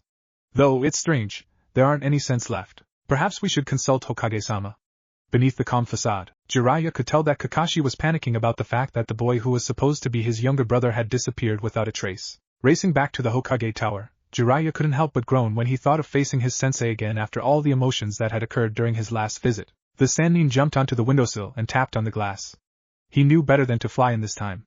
Unlocking the window, the sannin looked surprised to see him so soon. Jiraiya, what brings you back here? Following the sannin, Kakashi jumped in as well. Asuma had decided Jiraiya was enough to stop Kakashi from being insane and had called it a night. I see you brought in a straggler too. Where's Naruto? Whatever do you mean? He's in the village like I told you. Kakashi was the one to speak up. We went to his apartment and found it empty. Puffing on his pipe, The Hokage did not look worried one bit. Oh, did I not tell you? Naruto decided to move after the chunin exams. He's probably settling into his new place right about now. And where might that be? Jiraiya asked. He didn't say. Though, you could probably check his records. He should have done the paperwork to get his official address changed. Alright, I'll check downstairs. Thanks, Sensei. The two bowed before exiting the office and sprinting as fast as they could indoors. They ran through files until pulling out the one labeled Uzumaki Naruto. Jiraiya opened it up and froze at the registration picture. His godson had the same striking blue eyes and bright blonde hair as Minato while having the same round face as Kushina. Taking a deep breath, he told himself that he would find him and that he would take him in. Scanning through to the address section, he showed it to Kakashi. Is this new? He received a shake of the scarecrow's head. Seems like he forgot to submit an address change. They had reached a dead end in their search. Darn it! Was his godson an idiot? Captain Mouse was not having a good day. With the Chunin finals only a month away, he had to keep up with the higher influx of information that was coming from Konoha's spies planted in the various countries. The number of reports he had to fill out for Defense Captain Wolf was ridiculous. So, as he sat in his office surrounded in mounds of reports, he never suspected that the day could get any worse. Mouse, where's Falcon Taishu? He looked up to see the glaring mask of a fox. This was not good. Mouse didn't want to deal with that man, boy, who was standing in front of him, dead. Rumor had it that Kodanuki was on a long-term undercover mission to protect a noble of some sort. What, not him too? Another rumor said he was a workaholic and was forced into a vacation mission. He was on an S-class. The final rumors were that he got an assignment because he was too emotional to lead a team correctly, which supposedly was only by seniority. Mouse wasn't sure which one he believed the most, but he knew that no matter what he thought, if he brought any harm to the one standing before him, he would bring down the wrath of Captain Wolf and his entire division. Sighing to himself, the realization hit him. His day just got worse. I don't care how hard the mission was. Any of my comrades who turn up dead are idiots. The Fox ANBU took a deep breath. Anyways, that's not why I'm here. I need everything you have from the last month in Sand and Sound. While Mouse resisted the urge to take off his mask to rub his temples, his hand pointed at a cabinet across the room, and Kodanuki dove towards it. Papers were strewn everywhere. Captain Mouse groaned. The young ANBU had literally torn through the cabinet and flipped through every single report with the help of shadow clones. Mouse watched as clones stuffed the reports back into the cabinet in a semi-organized fashion. He would have to go through and make sure everything was in order before Wolf sent someone to check on the reports he was supposed to write. Why was his life so difficult? Kodanuki finished putting away the papers, even the ones Mouse was sure didn't belong in the drawer. There were still reports here and there that had made their way into apparently invisible corners. Slamming the file cabinet shut, two clones and the original held large stacks of paper as they prepared to leave the room. Thanks a bunch, Mouse. Yugigo walked through the empty halls. Today was a normal day. Most of the ANBU were on missions, so HQ was pretty quiet. At least, that was what she thought until she heard all of the commotion. The slam of a wooden drawer could be heard. Thanks a bunch, Mouse. Poking her head into the office of Mouse, she couldn't help but smirk at who was causing the ruckus. 3 burgundy blurs shot past her and headed off in the direction of the bunkers. She noticed Mouse sighing to himself as he headed over to a cabinet, probably the one her brother was just digging his hands through, and began to reorganize the papers. She cleared her throat to get his attention. A head shot up and turned around so fast that he probably got whiplash. There was a moment where the mouse mask seemed to just glare at her. Kat-san, what brings you here? I wanted to collect any reports you have finished for Wolf Taishu. He said he was having you compile some information together. Standing and walking back to his desk, Mouse grabbed some documents scattered. Here's what's done so far. I'll have more as I get through the rest of those. He pointed at the stack of papers on his desk that seemed to want to topple over at any moment. Understood. I'll relay that message to Wolf Taishu as well. With a bow, Yugigo made her way out and delivered the reports to Wolf, who was not that stoked that he had more to read. Why couldn't they just do oral presentations instead? After dropping the reports off to the defense division, her task was now complete, and Yugigo had a moment of rest. There were 2 things she really wanted to do right now. One was to go cuddle with her fiancé all night.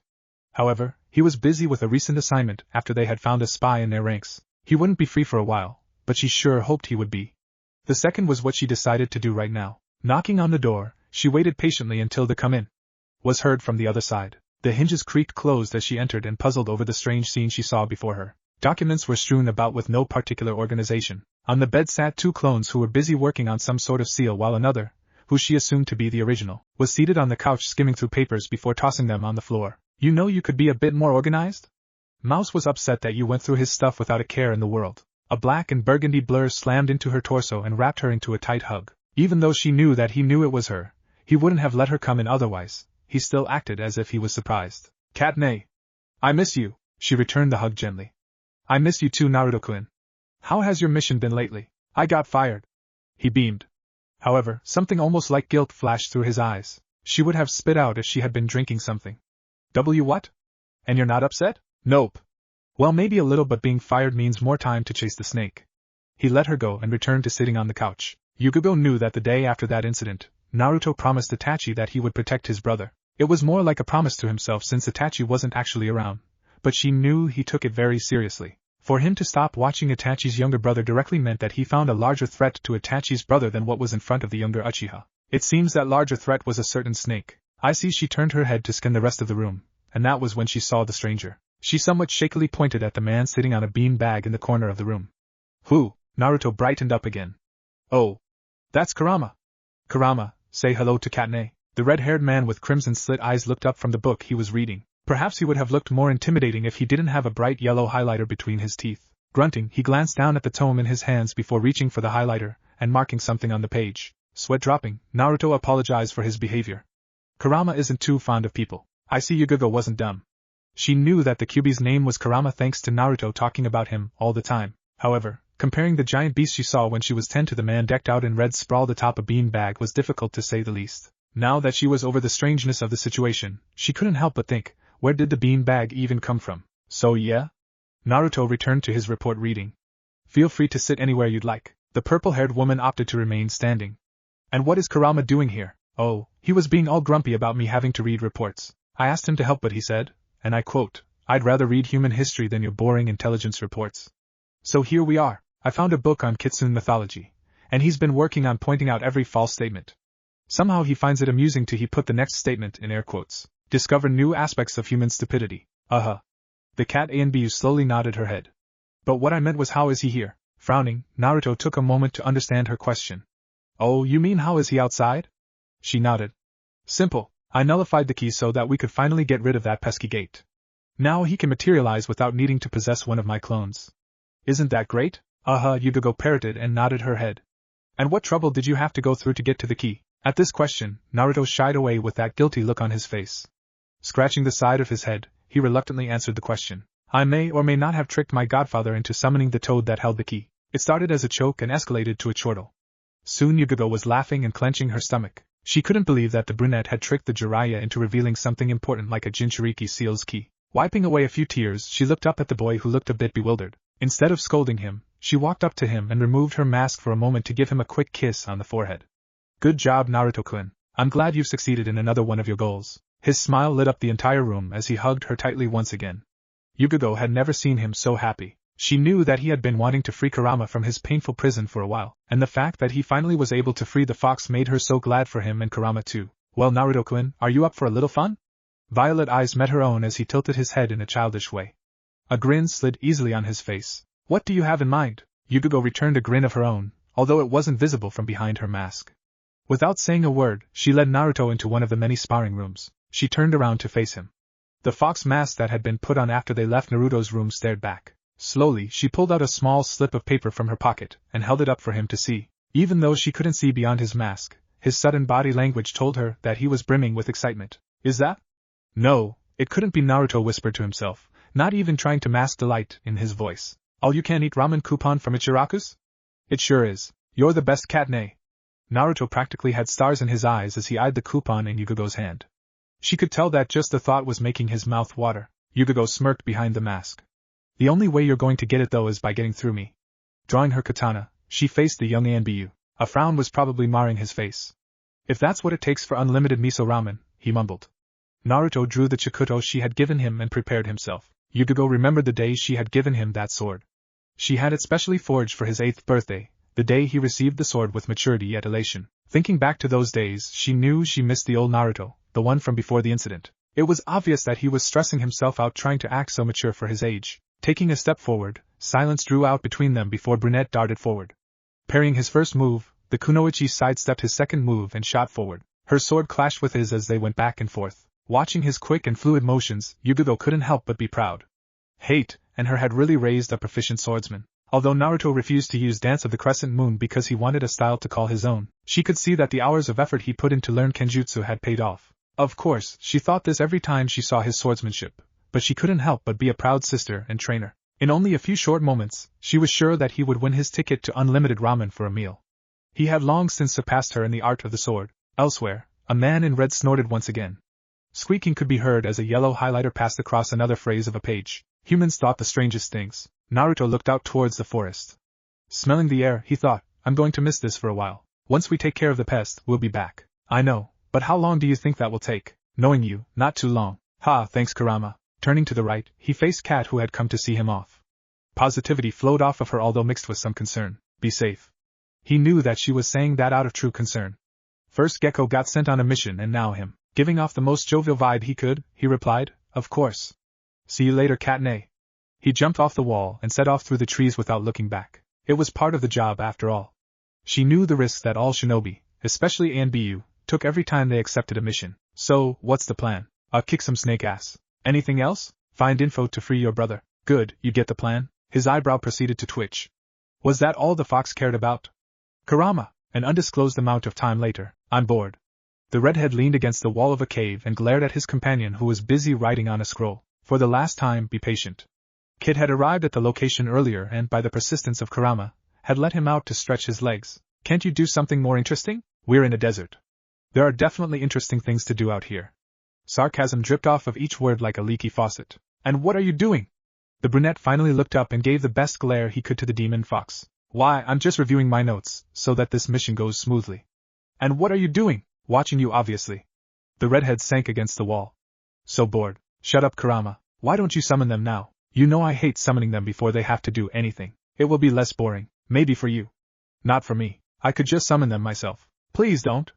Kurama snickered to himself as his Jinchuriki stood, and began to run in his direction. However, it was too late. Kuchios, after the smoke cleared, 4 figures stood facing the redhead. One was pure white.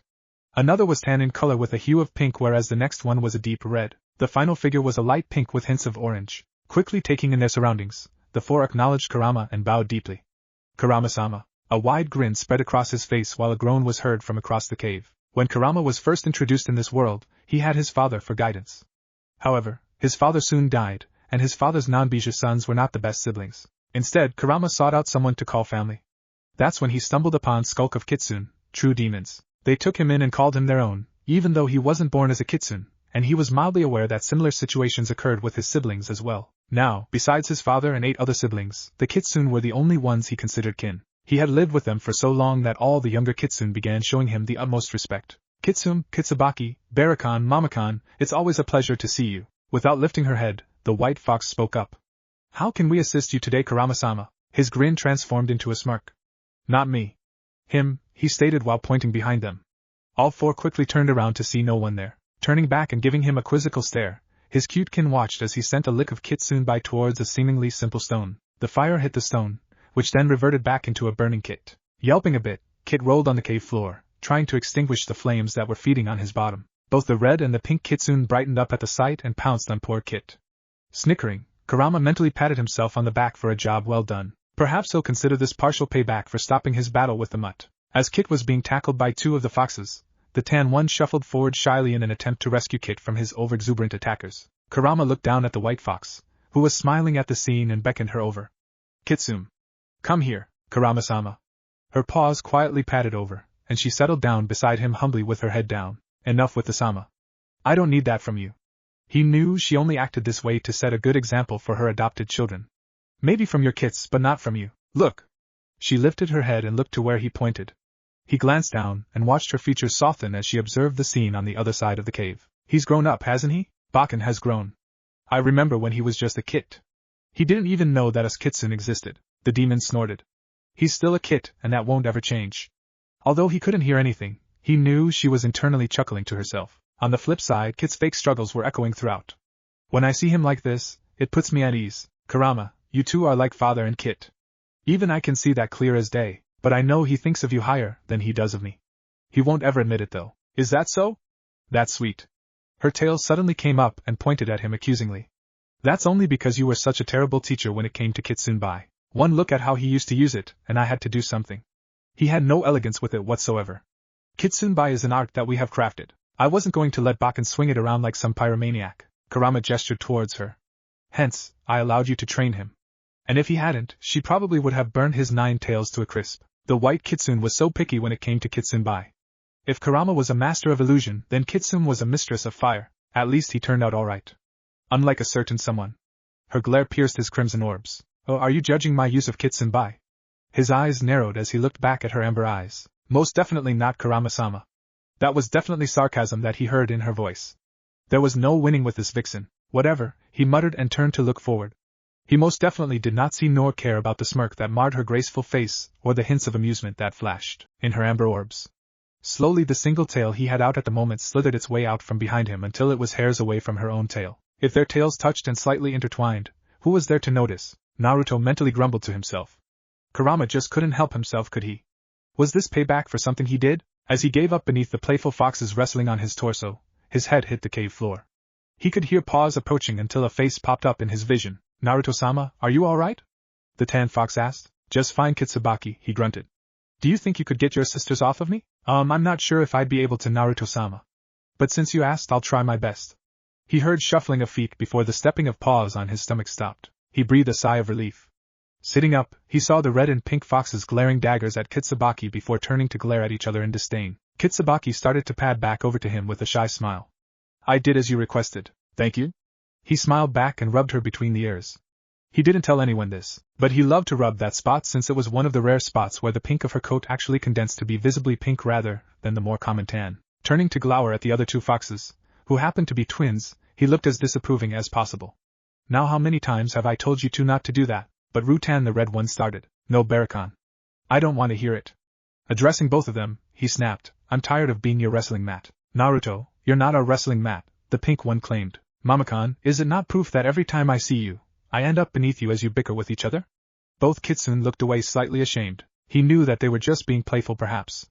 These two always wanted to be around him, but they wanted to be around him alone. Thus, they bickered, and if he wasn't currently in a cave working a covert mission, he would have already snuck off to hang out with their other sister Kitsumire or ask Kitsune to help him with his Kitsune bai. Things were so much easier when they hadn't known each other well yet. Choosing to ignore the twins, he began scanning the area for any passing shinobi. That was the reason they were there after all. He was sure his eyebrow visibly twitched when he felt the feeling of affection emanating from the pair of foxes near the cave wall. He did not want any part of that. Standing further and further out, he noticed weary emotions approaching. Kurama, it's time. At this, his foxy friend strode towards him with a grin. Finally. He lifted his arms as if he were stretching. I'm going to get them, Kit. Go right ahead. Just don't kill them, Naruto retorted. The redhead proceeded to wink at Kitsune, otherwise known as Naruto and all the younger foxes' surrogate mother, and Kurama's 600-year-old girlfriend, before exiting into the desert. He could tell that the three other Kitsune were bristling at the sight, although they wouldn't dare defy Kurama. Not even 10 minutes later the man, fox, in red returned, and 4 catatonic Suna ninja were dumped on the ground. Naruto swore that his eyebrow was twitching again, but at least Kurama hadn't killed any of them. Addressing the 4 Kitsune, Naruto said, I need your help. Something dangerous is brewing in these men's village, so I'd like you to find out more information. Will you help me? Without hesitation, the 3 Kits and their mother nodded. He then explained in more detail what he was going to have them do. Kitsune was the first. She went for the leader of the group of Sunanin. Prodding the man's chest with her tail, she deemed it safe and entered the man's body. The twins and Kitsubaki followed soon after with the rest of the shinobi. Soon enough, the 4 ninjas stood, each wearing a foxy grin. Kurama stepped forward, weaving a strong illusion into the Suna team's memories that convinced them that they had found the cave and decided to stop for a short break. He always thought that possession was always the best of the Kitsune skills. They were able to enter another being's body without notice and lie dormant until they needed to take control. When they did take control, the host had no clue whatsoever as the host was forced into a comatose state. Moreover, a simple illusion could cover up any gaps in a host's memory. It was a shame that since he was technically human, Naruto couldn't learn possession himself. Kurama faced Naruto and pointed at the exit. Shouldn't we get going? He nodded in response and spoke to the Kitsune one last time. I'm counting on you. Keep me updated. The bodies of the Suna ninja bowed before settling down to look as if they were resting. Disappearing in a poof of red smoke, Kurama's consciousness re-entered Naruto's body, and they set off to discover the secrets that lurked behind Suna's walls and to kick some snake ass along the way. Kitsumire had always been different.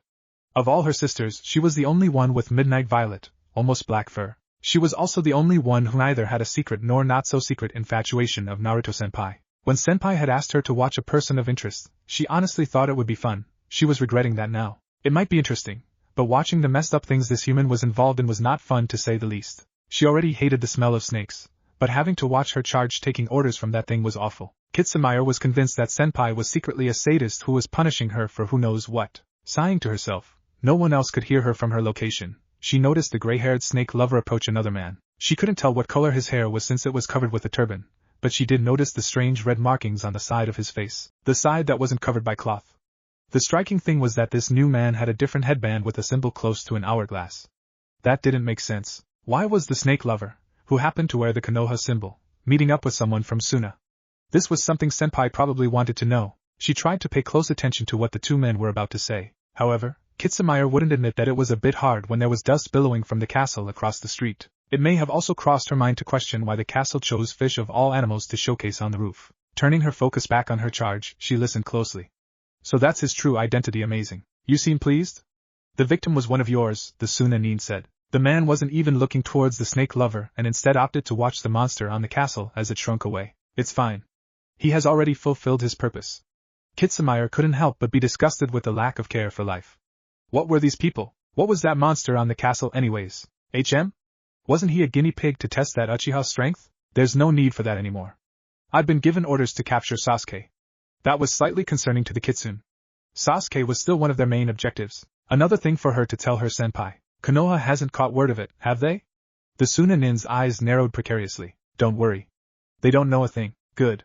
If they discovered our meeting and our plot to destroy Konoha, then all our plans would be for naught. Honestly, Kitsune had known for a while. She knew about the strange interactions that her charge had with snakes, and even had the chance to read some scrolls detailing Oto's main plans. The man with the red marks continued, we won't make our move until the end. That is what Kazekage-sama desires. Here is the blueprint for all our plans, so please pass it along to your subordinates. If the kitsune was currently possessing a body, she would have stiffened up. That was the exact same scroll that she had read through her charge's eyes not even a day ago. It detailed horrendous acts, summoning snakes to tear down the walls, disguising enemies as bystanders of the chunin finals, and much more. She really needed to let senpai know soon. But how? Sure. She could tell the Sunanin was prepared to leave. One last thing, I can take care of the cleanup. Seems that I gained a shadow along the way. Kitsune could tell that her charge's body was pumping with adrenaline and readying for a fight. No, allow me. Consider this a sign of allegiance. Besides, one mouse isn't a big deal. This was bad. The bloodlust coming off of the Sunanin skyrocketed before he disappeared into the night. The snake lover decided he would just stroll around, seemingly admiring the full moon. She knew he was only spending this time in order to get himself away from the scene of the battle that was surely ensuing now. She couldn't help but wonder why he even bothered to hang around outside doing nothing instead of returning to his residence. Well, whatever the reason, she wasn't going to let this opportunity of nothing happening slip by. Kitsune took this time to mentally catalog all the information that she had garnered thus far. During his exam, Naruto-senpai asked her to watch a person of interest, this snake lover. His movements after the exam included interactions with a certain snake and the snake's summons. After the initial meeting in the forest tower, where the snake had taken a strange orange card from the snake lover, and had praised the snake lover for his good work, the snake lover had proceeded to withdraw from the competition. Just thinking about the snake now made Kitsune's fur bristle. Later on, the snake lover actually met face to face with the snake at an empty building in the village. The two discussed plans to trigger a war throughout the villages using one Uchiha Sasuke. The snake affirmed its trust in the snake lover to a point where it was sickening, although it seemed by the way the snake lover reacted. He was a bit wary of his master, and not fully loyal. That was interesting. Kitsune could only deduce that the snake lover had a secret desire to overthrow the snake, and use the snake's power for himself. The snake lover soon returned home where he constantly was receiving new scrolls from actual snake summons. These scrolls, from what Kitsune could tell, detailed the war that Oto wanted to begin. Discussing plans with many different conspirators, the snake lover was the main liaison planted in Senpai's village. The kitsune was startled out of her thoughts by the sight before her. A body lay cut up so badly that its jacket was saturated in blood. It seemed like this was the shadow the snake lover had spoken of before. This was the man that had died at the hands of the Sunanin. She should probably notify Naruto-senpai of this as well. Yugugo stared at her ceiling and wondered what her fiancé was doing right about now. He was probably carrying out his mission to the best of his ability. Perhaps she needed a mission for herself. Things were tense in the village, especially in her division since they allowed the snake to slip by their defenses. Hopefully this would all be over soon so that she could return to her normal life and spend more time with her fiancé. Honestly, she couldn't help but think about hate at a time like this. Nights of the full moon always held a special place in their relationship, yet it was now the morning after. She hadn't been able to spend the night with him. How she yearned for him to return soon and kiss her on the lips only in the way he could. How she yearned for him to climb into bed with her and wrap his strong arms around her only in the way he could. How she yearned. A knock interrupted her thoughts. The kunoichi quickly donned her mask and opened the door to find a wolf mask staring back at her. Taicho. I'm surprised to see you at this time. Her tone switched to that of teasing. Shouldn't you be reading those reports I got you? However, he didn't respond to her, and the atmosphere was grim. After a few moments, he spoke up. Tokubetsu Jounin Gekka Hyate's body was found this morning at Kikyu Castle. It is unknown at this time who the assailant was. Time of death is estimated at 0200 hours. The purple-haired shinobi froze, her face paling beneath the mask. WW what? She stammered. Then Yugiba watched as Wolf lifted a sword, Hyate's katana, and placed it in her hands. Her Taicho wisely stayed silent as she dropped to her knees and clutched the sword close to her chest. Her hands couldn't stop shaking, yet the tears did not flow. She couldn't afford to cry at a critical time like this. She wouldn't be able to feel Hyate's arms around her ever again. She wouldn't be able to lie in bed with him ever again. She wouldn't be able to feel his lips on hers ever again. She wouldn't be able to greet him as he returned ever again. Hate was never going to return. How could this have happened? If only he hadn't taken that mission to tail that spy. Then, he would be safe and sound with her instead of wherever his soul was now. How could she have let this happen? She should have tailed him. She should have made sure that he was safe, yet she had faith that he would return. The phrase repeated in her mind once again. Hate was never going to return. Another thought suddenly struck her, and her world shattered all over again. What am I going to tell Naruto-kun? Naruto sneezed as he continued to run in the desert. Must be the sand. There's a reason I never liked the desert, Kurama snorted. Or someone's talking about you. I guess that's a possibility too. Strangely, a stench began to drift in the air. Do you smell that? Smells like something rotten. Yeah, it sure does. Running more quickly in the direction of the stench, he arrived at the edge of a ditch. The words "Oh no" escaped from his lips as he gazed upon the bloody white robes. There lay the decaying body of the Yondaime Kazekage. This is bad, Kurama. Like really bad. I can see that, the chakra construct drawled. If the Kazekage is here, then who is pretending to be him right now? News would have spread like wildfire if they had known the Kazekage was dead. Plus, his body is here instead of lying in a proper burial. There really was only one answer to his question, one which equaled a certain snake. Naruto couldn't help but groan to himself. This mission just became a bit more difficult.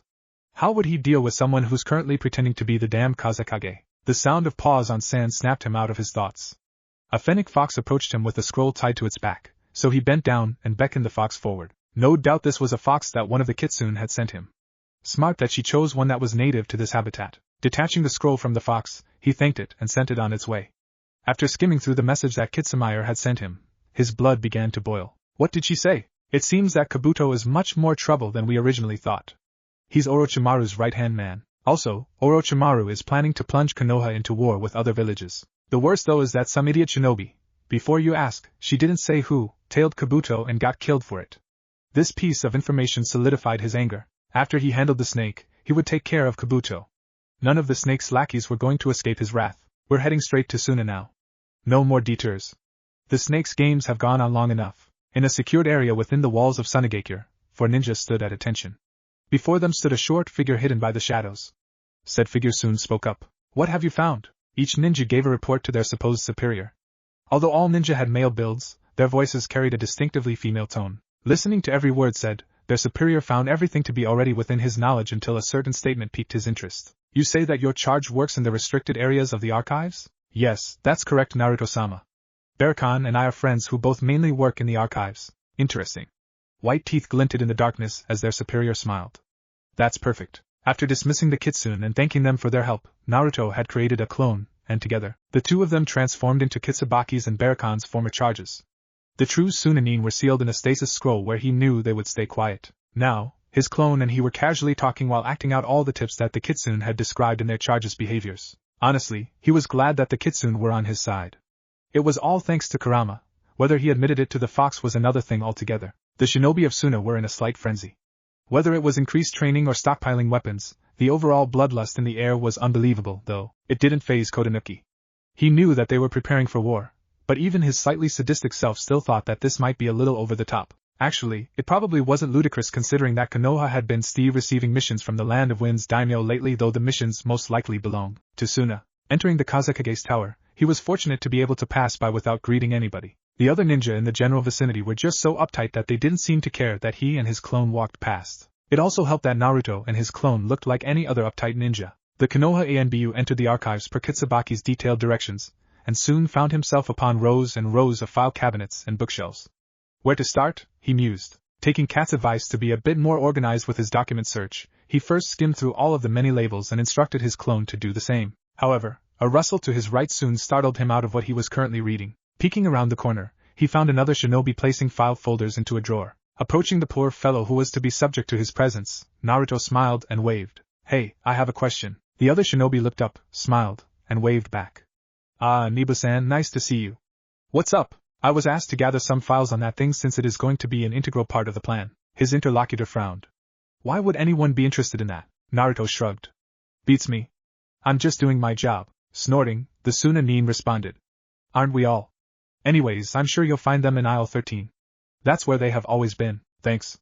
With a quick boost of chakra in his legs, Naruto shot forward and knocked out the shinobi. Weaving a sturdy memory illusion in the man's mind with a layered sleep illusion for good measure, Naruto set the man down and rushed to aisle 13. Finding what he was looking for, thank goodness that Suna felt the need to organize their archive well. The phony Chunin flipped through file after file until he found exactly what he needed. Are you seeing this, Kurama? A growl reverberated in his mind. This is sick. Considering this is a demon talking, that's saying something. Who would seal anything into a fetus? That's bound to lead to trouble considering a weak seal would need to be used to compensate for the low chakra levels and life force of the fetus. Well, perhaps they could have supplied chakra from elsewhere, like the mother, but still. It still doesn't explain why my brother is in pain. Naruto turned the pages until he found a detailed account of the seal used. He was glad that Suna was open to sharing knowledge of their Jinchuriki with the entire shinobi force. Otherwise, it might have taken him longer to find this exact information. Well, we know how to fix your brother's container now. Great. Let's get out of here now. This desert is going to give me chronic dry eyes. Idiot, we can't leave until we take care of the other problems. Right, Kurama grumbled. Then get on with it, so we can get back to the forest. You know, fennec foxes have no problem with the desert. Shut up. Snickering to himself, Naruto dismissed his clone and disappeared from the archive room. Sir, Shinobi 105462 was found asleep in the archives. It seemed he felt a dire need to nap on the job. Kodanuki watched as the bogus Kazekage dealt with the issue of slacking subordinates by assigning him to the front for the assault on Konoha. Cringing a bit, he wondered if he should feel bad for the poor fellow who was subject to Boss Heavy's sleep illusion. After Boss had sent him off to tail Orochimaru, Kodanuki had found a plethora of reasons to hate the snake even more. For one, he was subject to watching the snake and Kabuto converse directly after the preliminary battles. Then, he was forced to tail the snake to Suna where the former Konoha nin assumed the role of Kazekage. In all of his time as an infiltrator, Kodanuki had the privilege to do jobs in high-ranking places, but he had never seen leadership as bad as Orochimaru's. It was like the snake was consumed with himself. Another thing altogether was the disturbing collection of bodies underneath the Kazekage tower. Apparently, the snake needed to feed his summons with something, so Kodanuki often found himself watching as innocent civilians and rebellious shinobi were fed to the gigantic snakes at night. It was awfully disconcerting, especially considering that there was not a high level of panic about the disappearing citizens. He honestly wouldn't be surprised if the snake had somehow put the entire village under some kind of genjutsu. The clone was honestly glad that Boss finally finished everything he needed to do in Suna. This meant that he could take the last step to eliminate the snake once and for all and hightail it back to Konoha. It was mainly because the clone was tired of being a mouse, but he would never say so. Because he had been watching Orochimaru for so long, he understood the other's routine, and at this current moment, the snake was going to feed his pet summons. Using this opportunity, Kodanuki scurried off to the chamber where he knew the snake would return to once he was done with his current task. Finally being able to undo the transformation after who knows how long, Kodanuki took a few steps to get reoriented with his size before getting to work. He whipped out his brush and ink and began to paint the tedious seal on the floor. Other clones along with Boss had been working on perfecting this seal for just this occasion. Frankly, it didn't take that long to modify an existing seal, but extra security measures had to be written into the seal to ensure that it would not miss a single scale of the slimy snake when it came time to use it. Finalizing the first seal, the clone quickly set off into making a secondary seal that would siphon just a sliver of what they needed in order to completely complete this task. Later on, it was bothersome that the snake had devised the cursed seal and had found the ability to divide himself. Kodanuki smiled to himself as he observed his final work. It was perfect, and he was sure that it was to work. Now, the only action left was to hide himself and observe. There was no way he was going to go back to being a mouse, so he opted to climb into a nearby vent and entirely mask his presence. Now it was time to sit back and enjoy the show. Orochimaru added collect more villagers to tomorrow's list of to-dos.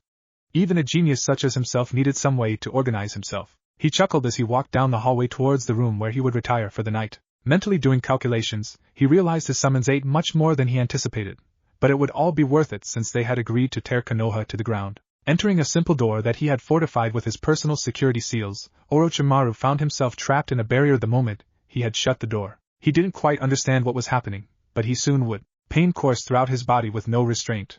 His knees gave out as he tumbled to the floor. He vaguely noticed that his mouth was open, although for what reason he did not know. What in the world was happening? Then it hit him, somehow, he was still able to think while in a state of great torment. The pain felt the exact same as when that ANBU had meddled with Sasuke-kun's curse seal. Curse his sensei, and his sensei's ANBU. They were nothing but fools to think that they could keep him down for long. They better not think that this will stop him from enacting his revenge. Those were the last thoughts of Orochimaru as his body had taken to spasming sporadically until it finally ceased. Kotonuki jumped down and stared at the pale body of the former Sannin. It was just as entertaining as he thought it would be to watch the snake writhe and squeal in anguish until it finally perished. Now all that was left to do was to collect and leave. Creating a clone and dispelling it, Kotonuki relayed the events of the night to Boss and summoned Boss to his location. Not even 5 seconds later, Boss was standing in the middle of the room frowning disapprovingly at the corpse. That was surprisingly anticlimactic. I thought he would put up more of a fight. Kotonuki shrugged at Boss' comment. Well, that was the plan. I enjoyed watching the torture as his soul was ripped out of him and shoved into a pocket dimension. It was fun watching Boss cringe at his comment too, though he would never say so. Right, Boss drawled. Anyways, let's clean everything up. His original self threw him a scroll, and he promptly sealed the body away. Leaving no trace of the seals or that Orochimaru was ever in the room, Boss had done a great job at cleaning despite despising the menial task. With everything packed away, Boss turned to address him one last time. I don't want to hear you complain about being a mouse again. A month is totally not that long. Not a second after hearing the sentence end, Kotonuki poofed out of existence. Finally, you're done. Does that mean we can go back to the forest now? This desert is going to leave me dehydrated for weeks. Oh, quit your whining.